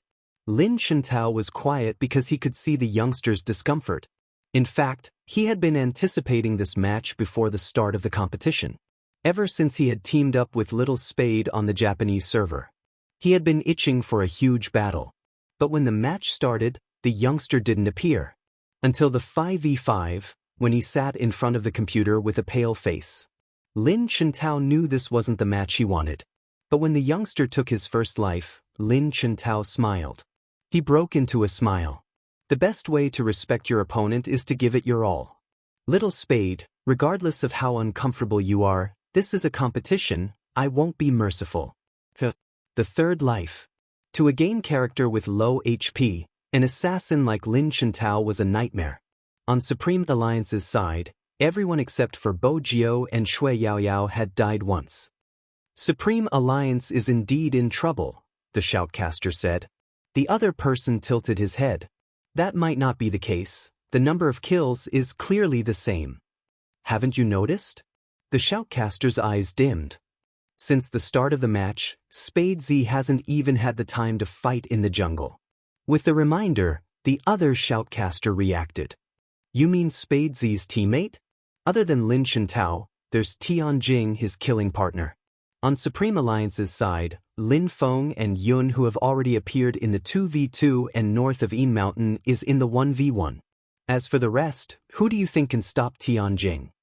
No one. In other words, the outcome of this match had already been decided. Before the semifinals, there had never been a match as long as this one. Be it Lin Chintao's team or Supreme Alliance's team, the previous team battle had been exceptionally swift. Today, however, it was dragged out a little longer. In the end, both sides only had one defense tower left, and the rest was the city. At this moment, life and death became crucial. Of the two teams, only Spadesy and Lin Chintao hadn't died. When the pain came, Bo Jiao's fingers paused for a moment. But it only paused for a moment. Then he led his troops to the top of the road. Shui Yaoyao, who was waiting to be revived, looked at the youngster's hand. Her wrist moved along with the mouse, rubbing against the mouse pad again and again. How much it hurts? Shui Yaoyao didn't know. However, she had seen His Highness Jiao's pain. He was very clear in his heart. How was the youngster holding on?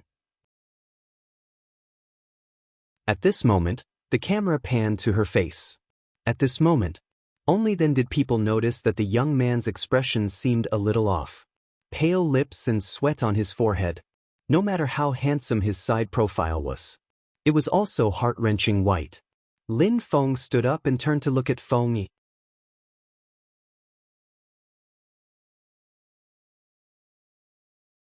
Chapter 685. What exactly had he been through? No one knew. Some of Spadesy's fans started to panic. However, they knew very well that any excessive noise at this time would affect the youth's performance. It's here. The real battle between the two assassins. Lin Chuntao stood in front of the city, his long spear behind him, his robe fluttering. Wait a minute, it isn't just Lin Chuntao, there's also Tianjing. In that instant, everyone's heart was clenched. It wasn't realistic for Spadesy to turn back. But it was obvious that the youngster had no intention of turning back. The only thing left in those extremely black eyes was the other party's city. 1v2. It's a 1v2 now. You mean to go head-on? This is Supreme Alliance's only chance. The others haven't revived yet. As long as Spadesy wins, we can take down the city. But it's impossible to win 1v2, that's Lin Chuntao and Tianjing. Wait a minute, what's that? On the screen, Spadesy leaped to the side, but instead of attacking Lin Chuntao, he dodged into the bushes before stabbing towards Tianjing. Due to the speed, no one could see the youngster's movements clearly. All they could see was the silver gleam on the youngster's uniform. The screen was filled with silver, and everyone couldn't help but suck in a deep breath. 3,000 knife cutting. That's Almighty Qin's 3,000 knife cutting. In the past, there had been Qin fans who had looked down on Spadesy and tried to pull him into a CP. At this moment, even they were stunned. 3,000 knife cutting. The reason why it was called 3,000 knife cutting was because of the perfect combination of assassination angle and maneuvering. When killing, the speed was so fast that it created a visual illusion. The movement couldn't be seen, only the flash of silver. Even the movement of his sleeves seemed to carry an invincible aura. Beautiful. Even the shoutcaster couldn't help exclaiming. The next moment, the music started playing. KO. Tianjing fell heavily to the ground. The silver gleam hadn't landed. The youngster's fingers clicked. It was a rhythmic movement. She waved the mouse, tilting it to the left, forming an arc of attack. Lin Chuntao did not retreat. Instead, he welcomed the attack with a big move. The youth began to move beautifully again. But this time, Lin Chuntao spoke up. Let's die together, little spade. Double kill. When these two words flashed across the screen, people didn't even have time to be surprised. The youngster's hands seemed to have missed. The last drop of HP was also wiped out by the minions that came out. This was the first time since the game started. This was the first time people had seen a young man die in battle. The two commentators also paused for a moment. What he did just now. There's something wrong with his technique. He must have been affected by his body. In other words, if it wasn't for his discomfort, Spadesy could have taken a step back, recovered some HP, and attacked the city. When the young man uttered the word, home, Lin Sanjiu's eyes widened. Everyone felt their breaths tighten. Supreme Alliance was annihilated. Meanwhile, the three of them had already been revived. Shui Yaoyao gripped the mouse tightly. 1918. It was too late. With 4 seconds left, the enemy had already brought his troops to Supreme Alliance's city center. Shui Yaoyao ran out. Just then, there was a crisp and piercing sound effect.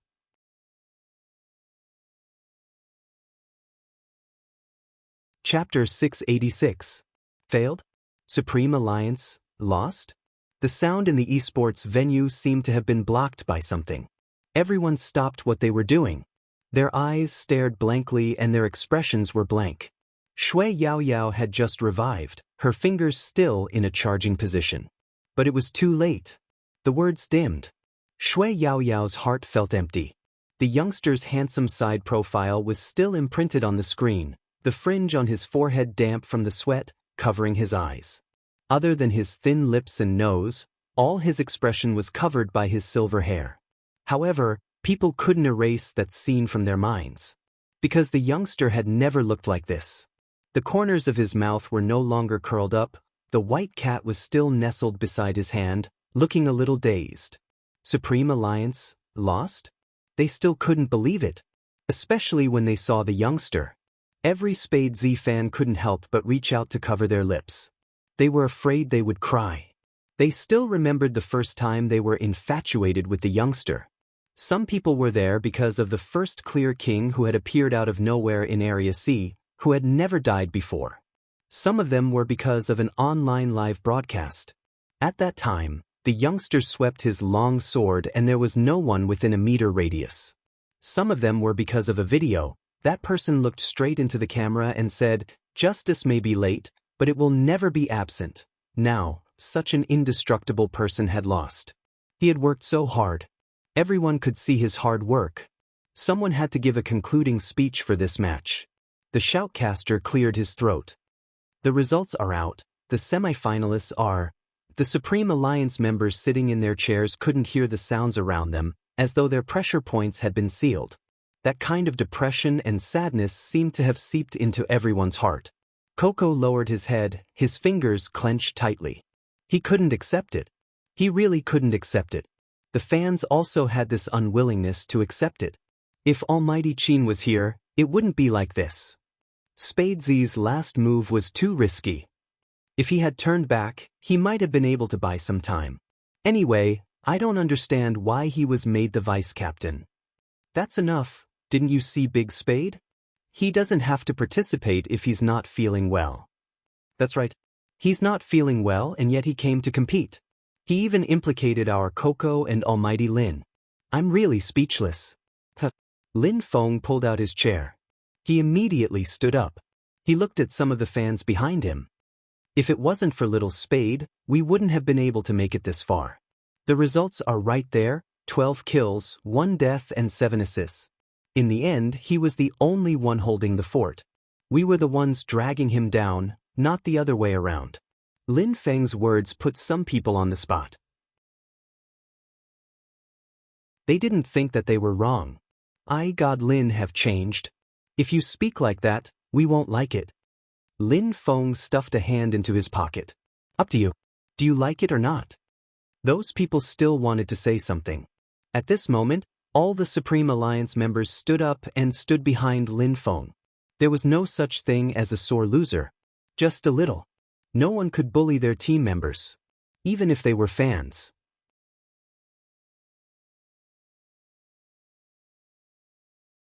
Chapter 687. But the next second, the youngster walked over. He placed his left hand on Lin Feng's shoulder. When he glanced up, it was still that face. Even though it was pale to the point of being devoid of blood. But he still had silver hair and black eyes, so handsome that it took one's breath away. There's no need. It was a very light word. Lin Feng glanced down. The youngster's wrist was so red that it looked like it was about to bleed. Even so, was there a need? It wasn't necessary for her. The youngster knew what the world was like. And he knew what human nature was like. A loss is a loss. The youngster stood there, tall and straight like a pine tree in winter. But even so, Shui Yaoyao saw the youngster's clenched fists hidden under the uniform. It must be painful. During the game, what exactly was he relying on? And now, what was he relying on for the youngster to stand there and admit defeat? It was to preserve the last shred of Supreme Alliance's dignity. Some of the fans couldn't say anything else. After all, everyone could see the youngster's state. Even if he lost, he didn't have any intention of finding an excuse. Shui Yaoyao turned her head. If she had been stronger, the outcome wouldn't have been like this. When did we start to learn to cry? When did we feel sad, wronged, and disappointed? When did we learn to force the tears back into our eyes and stare unwaveringly at the gazes coming from all directions? There was a type of growth that always made people wear armor and not fear the darkness. It was because they believed that they would see the light one day. The ceremony always had to end perfectly. The youngster represented Supreme Alliance. He had to go up and shake hands with the other team's captain. Right at this moment, clang, the door was pushed open. A tall and slender figure strolled over from the light of time. The members of Supreme Alliance froze the moment they turned around. That person had a handsome face that everyone present was familiar with. His chiseled side profile carried a coldness that was as sharp as a blade. The combat uniform he was wearing made him look like a commander from Star Trek. The white gloves on his hands fit perfectly without leaving any gaps. If it was a name, shouting it out would make people feel powerful. That was the kind of existence he was. Brother Mo. The youngster hadn't started. Then, she was pulled into the man's embrace. Following that, a magnetic voice rang out. You're being bullied like this when I'm not around. You're really something.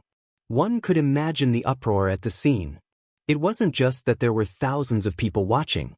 There were also live broadcasts on various major online platforms. Manager Feng stretched out his hand and pressed his aching forehead. Why didn't anyone inform him that the Almighty was back? He hugged her as if there was no one else around. How many questions would he have to deal with this afternoon? The Almighty was really stirring up trouble the moment he came back. However, this was also good. Sometimes he really didn't know how to comfort little Spade. He had seen a lot of things, but when he faced the youth, he always felt that he was not a high school student.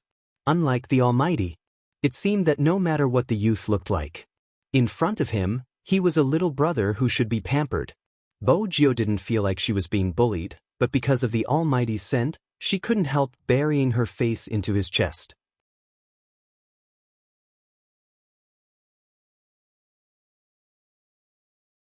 Chapter 688. As a single person, Lin Chuntao hadn't expected to witness such a scene during a handshake. He coughed heavily. Hey, pervert Qin, at least show me some respect. Qin Mo arched a brow, glancing over and reaching his right hand out. Lin Chuntao was about to start chatting when Qin Mo interrupted him calmly. Qin Mo interrupted him faintly.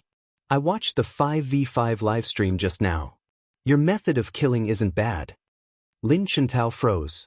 Was pervert Qin praising him? Was it going to rain red? Qin Mo continued. 2 against 1, where's your integrity as the top assassin in the country? Lin Chuntao. Wait a minute, who said that heroes couldn't be 2 against 1? Everyone was 2 against 1. Besides, it didn't matter how many people there were in a team battle, one shouldn't be afraid and just fight. Why was it that when it came to him, 2 against 1, it was shameless? On the screen, Lin Chuntao's expression was deep. Qin Mo didn't give him a chance to express his thoughts, releasing his hand, his tone casual but bloodthirsty. I will return the favor in the future.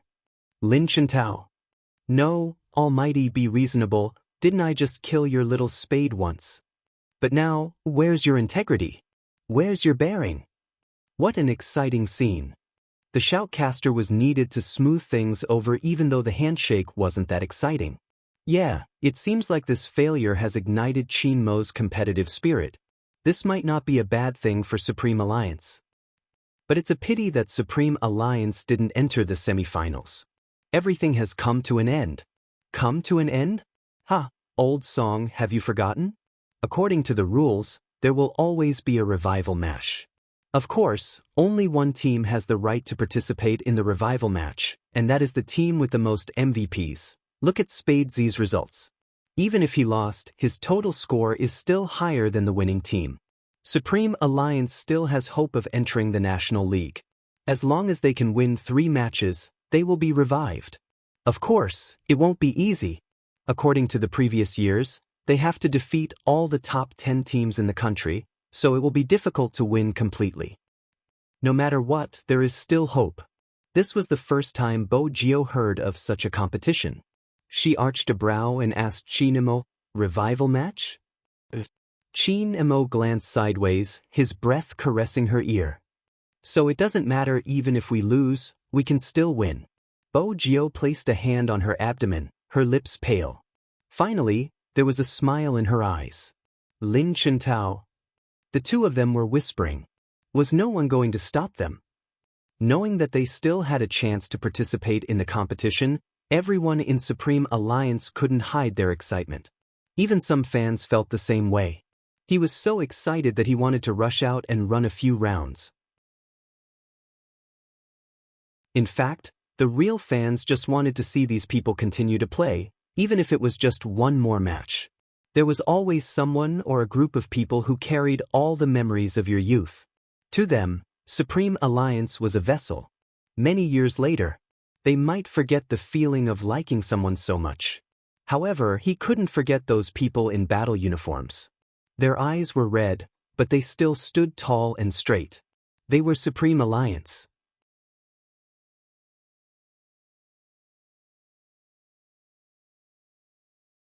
Chapter 689. She had been able to hold on during the competition. But now it had ended. The pain had been excruciating.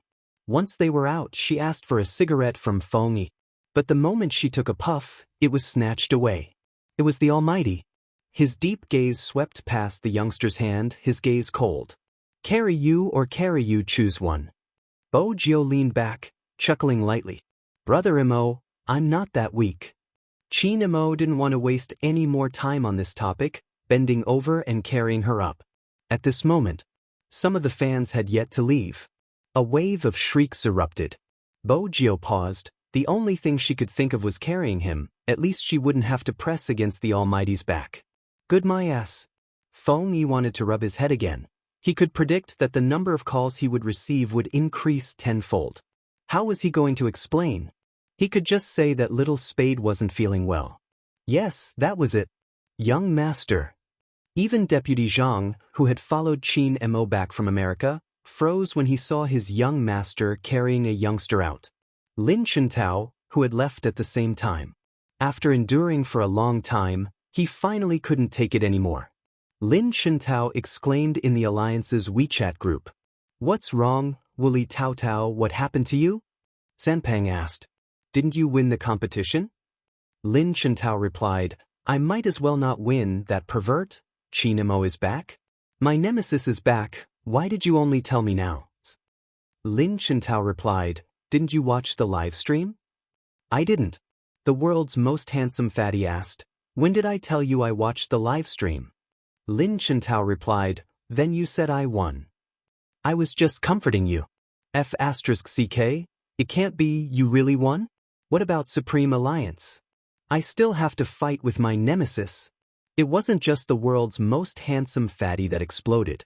The others who had just finished their competition were also confused. Lin Chintao replied, this group is done. This is how you guys respond when I say I won. It's mainly because little Spade wouldn't let you win. Lin Chintao looked at that sentence and decided to tell the truth. He's not feeling well. Not feeling well? Do you feel uncomfortable anywhere? Lin Chintao tried to recall. There was a red mark on his wrist, but he seemed to be in pain because of his stomach. In reality, it wasn't because of a stomachache. It was because of her period. But the Almighty still knew that once he got on the car, he gave Adjutant Zhang 3 words. Go to the hospital. How could he go to the hospital with this kind of illness? Bo Jio paused. Brother Mo, it's an old problem. I'll be fine after resting at home and drinking some warm water. What kind of stomach illness can be cured by drinking some warm water? Qin Mo turned his head and looked at the youngster sitting on his left. Bo Jio pressed against her stomach, her lips pressed into a straight line. I just don't want to go to the hospital. I'm not in a good mood after losing the competition and I know my body well. I just want to sleep now. That was indeed a good reason. At the very least, it was true for youths who were in their rebellious phase.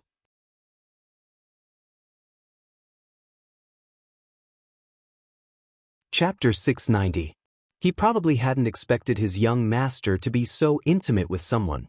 Deputy Zhang, who was driving, glanced at the rear mirror subconsciously. The Almighty's scent was still fragrant. It was like the cool and refreshing Kunlun snow mountain with the scent of pine and cypress trees in summer. It was easy to lower one's guard. But she didn't really fall asleep. She couldn't fall asleep with the Almighty's finger in that position. It was a special period and she had to be more vigilant. But the pressure on her lower abdomen was comforting. It eased the pain to a large extent.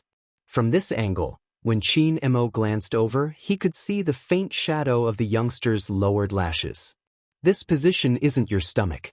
What exactly is wrong with you? It was a simple question. But it hit her center of gravity. Bo Jio replied calmly, my intestines hurt, it happens whenever I catch a cold. Is that so? Qin Mo asked slowly. Bo Jio wasn't sure if the Almighty was suspicious and was about to move. The Almighty pressed her right hand down. Why are you moving, aren't you sleeping? Bo Jio's lower abdomen was still sinking, but to avoid suspicion she said, "I'll change my position."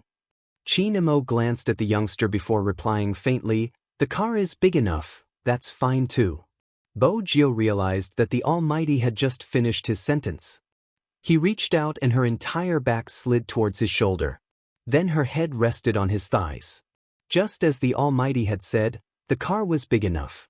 Hence, it wasn't uncomfortable for her to lie on her side. Even though she couldn't straighten her legs, they could be placed in front of her. But this position made her feel as though the Almighty was treating her like a princess.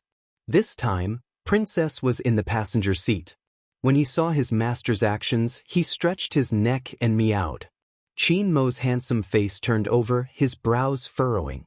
The moment Princess turned, he fell silent. This cat really knew how to look at people. He had never been so obedient when he was with her. The car was warm.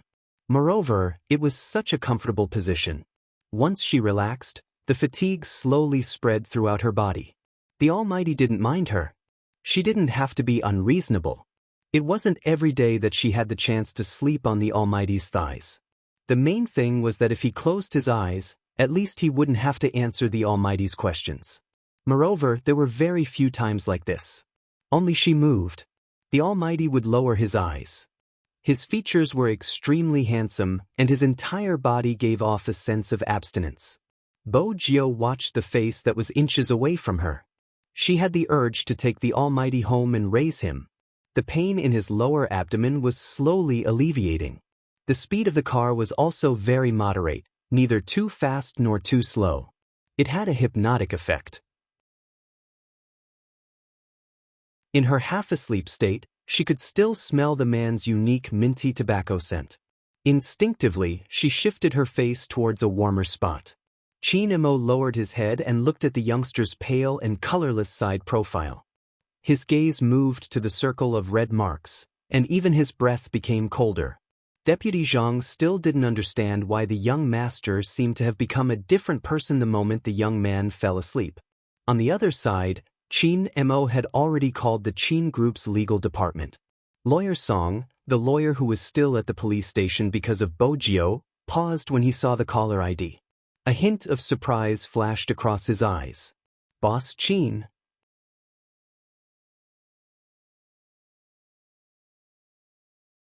Chapter 691. Chin Mo's fingers brushed past the red mark, his eyes filled with a violent rage. "Where did you go with Feng Yi today?" At this point, Lawyer Song wasn't going to hide the truth. Besides, he knew how smart his boss was. "The police station." The moment the three words left his mouth, Chin Mo didn't seem surprised. Chin Mo didn't seem surprised at all. Instead, he asked the second question, "Who kidnapped my brother?" Lawyer Song paused. "It was Miss Wu. According to her, young Master Jio is related to a crime squad case. The higher-ups ordered her to arrest the suspect, which is why she conducted an interrogation." Interrogation? Chin Mo's voice was icy. Since when did the crime squad conduct an interrogation in a normal police station? This isn't normal. Why would Huang Zhong allow such an arrest? Lawyer Song retreated a little, shaking his head. "Director Huang doesn't know." "Good, very good." When Chin Mo said those three words, his eyes were cold. "Go and find out who gave Wu Zhen the convenience to arrest people as she pleased." Lawyer Song hesitated. "What about the Wu family?" "Find them all." Chin Mo lifted his lids. He looked indifferent, but anyone who met his gaze could feel the coldness from the bottom of their hearts. Lawyer Song knew Boss Chin was going to be ruthless. But was the young master of the Bo family that important? So important that even Boss Chin had to take action against the Wu family? It was obvious Chin Mo wasn't just going to take action against the Wu family, he was going to do it personally. "Go to the Wu family." Chin Mo hung up the phone. His fingers slid across the youngster's wrist as he casually said three words. But those who were familiar with him knew. The more nonchalant Chin Mo was, the more dangerous he was. Deputy Zhang couldn't help asking, "Are we going just like that? Should we bring old master in along? Do you think it's appropriate to bring my grandfather along?" Chin Mo countered. Deputy Zhang immediately fell silent. Even though she wasn't in a deep sleep, Bo Jio couldn't hear clearly what they were saying. She just knew someone was talking. She buried her face once more. The bearing attracted all of Chin Mo's attention, even though he had a thought that shouldn't be happening at this moment. But when he looked at the face nestled between his legs, he really wanted to. He really wanted to do something to the young man in the car. And he really did that. The car entered the tunnel. All the light is covered. In the light, Chin Mo lowered his head, his thin lips kissing the youngster's wrist with the red mark. It was impossible not to be seen. Deputy Zhang's eyes widened in shock. Even with his strong mental fortitude, he had never thought that one day he would see his young master kissing a man. Although it was only his wrist. But the doting look in his eyes was real, and it was frightening. The hand holding the keyboard couldn't help but break out in a cold sweat. However, the young master didn't seem to mind at all. The calmness in his eyes made Deputy Zhang understand one thing clearly. In the future, when he took over the driver's job, he would probably see this kind of scene often. But who could tell him, why did the young master suddenly fall in love with a boy? Satisfied with the closeness of the person in his arms, Chin Mo smiled, his fingers caressing the youngster's hair until they walked out of the tunnel.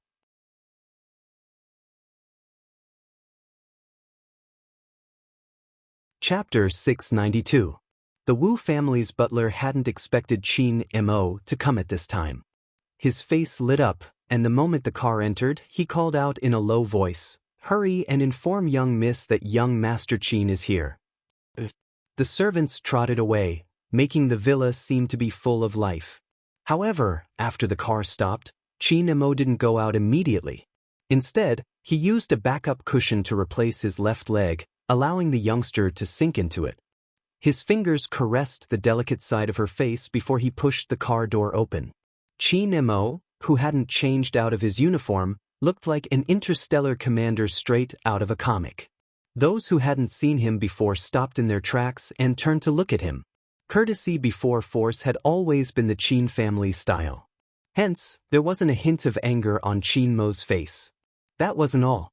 The corner of his mouth still had a faint smile on it. The more old Master Wu looked at him, the more he liked him. He held on to his dragon-headed walking stick, the smile spreading across his face. "Little Mo, why are you here today? I heard from your grandfather that you went overseas to recuperate. Why are you back so soon?"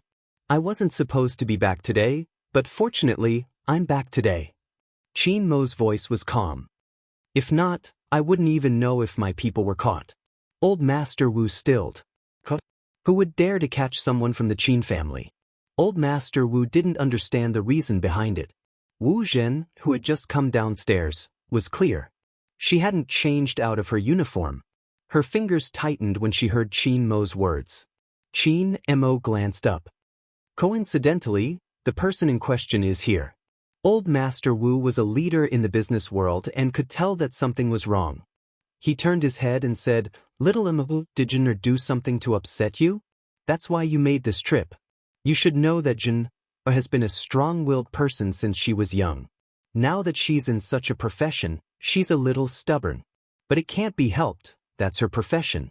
She's working so hard to catch up to you." "Grandpa." "Brother Mo, I don't know who told you, but I know very well that arresting Supreme Alliance members at this time will incur your disgust. But a case is a case, and we can't let any suspect go. This is what you said yourself in the past. I'm just doing my job. The Maiden's Sacrifice case involves too many people, and finding the mastermind behind the scenes is urgent. I've always been focused on the case and not the person. Fujio is a suspect, and I'm just eliminating or confirming this suspicion." Old Master Wu frowned when he heard this. It turned out that the useless young master of the Fu family was the one instigating this. "Bradamo, look at what Jin said. There must be some misunderstanding. It's not worth it for an outsider."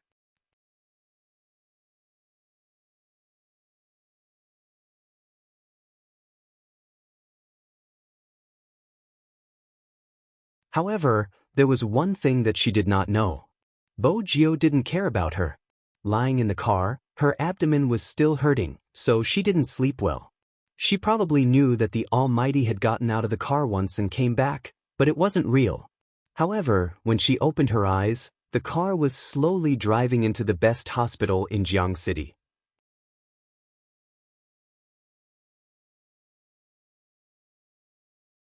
Chapter 694. This doesn't seem to be my home. Bojo turned, her brows arched. Qin Mo's hand was still on the youngster's furry head, his cold aura unchanged. I'll send you home after the examination. There really isn't anything to examine. Bojo decided to be honest. Fine, I really don't have a stomach problem. I was caught all of a sudden and wasn't wearing enough clothes. Coupled with the fact that I was being interrogated, I'm a little nervous. Qin Mo glanced over, his voice slow. The person interrogating you is better than me? How is that possible? Bojo smiled faintly, her complexion starting to recover. Qin Mo glanced at the youngster. You weren't nervous when I was interrogating you. Why are you nervous when someone else is interrogating you? Do you believe that? Bojo. The Almighty was tricking her again. Be obedient. Qin Mo pinched the youngster's neck as though he was pinching a cat. Then he pushed the car door open. Princess didn't want to be involved in human discussions, especially when his master was disciplining someone. Bojo glanced at the nonchalant cat face. She sat in the car without moving. I'm fine. Are you forcing me to carry you down? Qin Mo arched a brow, looking suave. Bojo repeated, I'm really fine. Tell me, what illness could have healed so quickly? Qin Mo glanced at the youngster. Bojo smiled devilishly. Lovesickness. Ever since Brother Mo went to America, I've been having it every day. That's why I recovered the moment I saw you. Cough. Deputy Zhang's face flushed bright red. So, it wasn't just his young master that had a problem. The youngster he was taking care of seemed even more. Qin Mo tilted his head, glancing towards the source of the voice, his voice calm. Deputy Zhang. I'm here. Qin Mo closed the car door, his gaze deep. Get out first. Yes. Deputy Zhang reacted quickly, alighting the moment he finished speaking. Only the two of them were left in the car. Only then did Qin Mo pull the youngster over. He lifted the youngster's chin with his fingers and smirked. Lovesickness? Bojo knew she had gone too far. Their breaths were too close, so close to each other that she could hear their heartbeats clearly. It wasn't easy to escape from this situation. Hence, she shifted the topic to the Almighty. Before Brother Mo left, you said you had something to tell me. You were so secretive and made me lose my appetite. Every day, I would wake up wondering what exactly you wanted to tell me. Also, Brother Mo, can you stay away from me? Being too handsome will affect my thinking. Qin Mo watched as the youngster spouted nonsense with a serious face. His fingers slid across her fair cheeks, and there was a soul-stirring depth in his eyes that one didn't dare to look at directly. I really want to know what I'm going to tell you. He did want to. After all, it was rare to see the Almighty hesitating about something. But Bojo hadn't expected that person's aura to be so close to her. The clear fragrance of the herbal tobacco hit the back of her ears. Even the sound of the heartbeat was very close. Every beat was agitating her, making her feel an indescribable sense of danger. Just as Bojo was about to move. Look at me. Qin Mo lowered his lids, his fingers caressing her lips.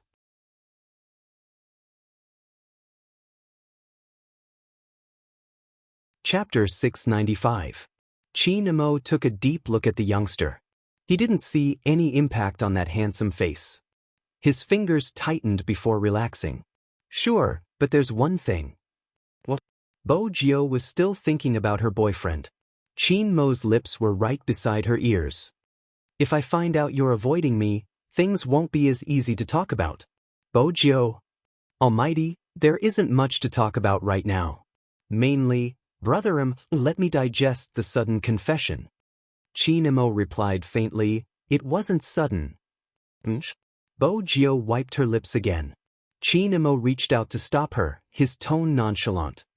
I've been trying to turn you gay. Her gay? Bojo was suddenly reminded of a movie she had watched at the Almighty's house. There had indeed been calcium tablets. Had the Almighty been trying to turn her gay? From the looks of it, it didn't seem to be working.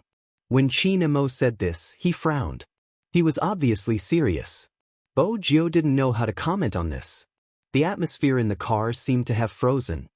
Time seemed to have passed. Qin Mo dialed Deputy Zhang's number. When Deputy Zhang entered, he sensed something different about the youngster. With a glance, he could see the bite marks on his lower lip. He had been bitten. Deputy Zhang's fingers froze. He must have been thinking too much. That wasn't possible. But the thought was quickly overwhelmed by his young master's next words. "What's wrong with your mouth? It's only a kiss." Deputy Zhang. Bo Jio didn't reply. Qin Mo lifted her chin, his fingertips caressing it. "Where's the ointment I gave you?" Bo Jio was obedient. Actually, she wasn't obedient, she was a mess. "Boyfriend?" Qin Mo arched a brow. "Apply it when we get back." "Oh. Boyfriend?" When Adjutant Zhang heard the conversation in the back seat, he had the urge to jump out of the car. They finally reached the Fu family's mansion. The quiet youngster.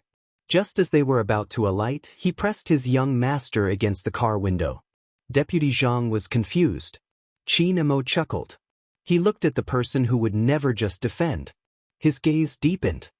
"What do you want to say?" "There is indeed one thing." Bo Jio lifted her lips, her eyes dark. "Brother Mo, I won't be down there, so it's better for you to consider carefully." She couldn't be the Almighty's boyfriend since they were of different genders. "Oh," Qin Mo replied, inching closer to the youngster. His left hand held onto her waist, and with a forceful push, he pressed against her inner thighs. Strands of hair fell down, his gaze dark and filled with aggression. "I've thought about it carefully. If you don't behave, I can tie you up. What do you think?" Because of the Almighty's action, Bo Jio froze. She realized that in certain aspects, she wasn't his match. The blazing temperature could be felt even through the uniform. This was completely different from the man's indifferent and ascetic aura. Even the Almighty looked at her as if he was looking at a sacrificial offering.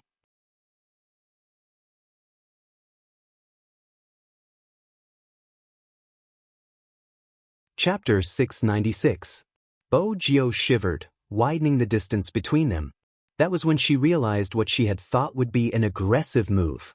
But when her reflection was reflected in the rearview mirror, it felt completely different. Especially when the Almighty's hand was placed on her waist. It was as though she was throwing herself into his arms. Qin Mo followed her gaze and caught the scene in the rearview mirror. He smiled. "If it's this position, you can be on top in the future since your waist is so soft." Bo Jio wasn't used to this topic. She inhaled deeply, her gaze clear. "Brother Mo, I'm really straight and will always be so. There's nothing permanent in this world." Qin Mo's gaze deepened. "You don't have to give me an answer now." Bo Jio looked at him. "But I'm not suitable to be your boyfriend." "I said you don't have to give me an answer now." Qin Mo turned, opening the door for the youngster. His handsome face was a little blurry. "We'll talk after the revival match." Bo Jio thought about it, that was the only way. She alighted the car and entered the villa.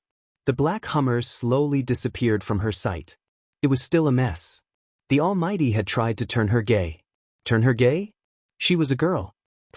Bo Jio threw herself onto the bed. She was tired and her stomach felt stuffy. But she couldn't sleep. Indeed, she couldn't sleep. Probably because she wasn't used to it. After taking care of Princess for a few days, she suddenly felt empty. But Bo Jio knew that wasn't the main reason. The main reason was the breath that lingered in her mouth and the lingering heat on her long legs. That was the main reason. Her heartbeat hadn't recovered. It seemed as though she could only close her eyes. The image of that handsome and abstinent face, as well as his aura when he approached her, seemed to be able to seep into her every cell. Bo Jio sat up, her silver hair falling down, revealing her perfect side profile. The Almighty was gay. But how was she going to tell the Almighty? She wasn't even a boy. In the past, Bo Jio hadn't thought about it. But now that she thought about it, the Almighty had always been repulsed by girls. He was indeed gay. Besides, the Almighty had a cat. Didn't someone say that before?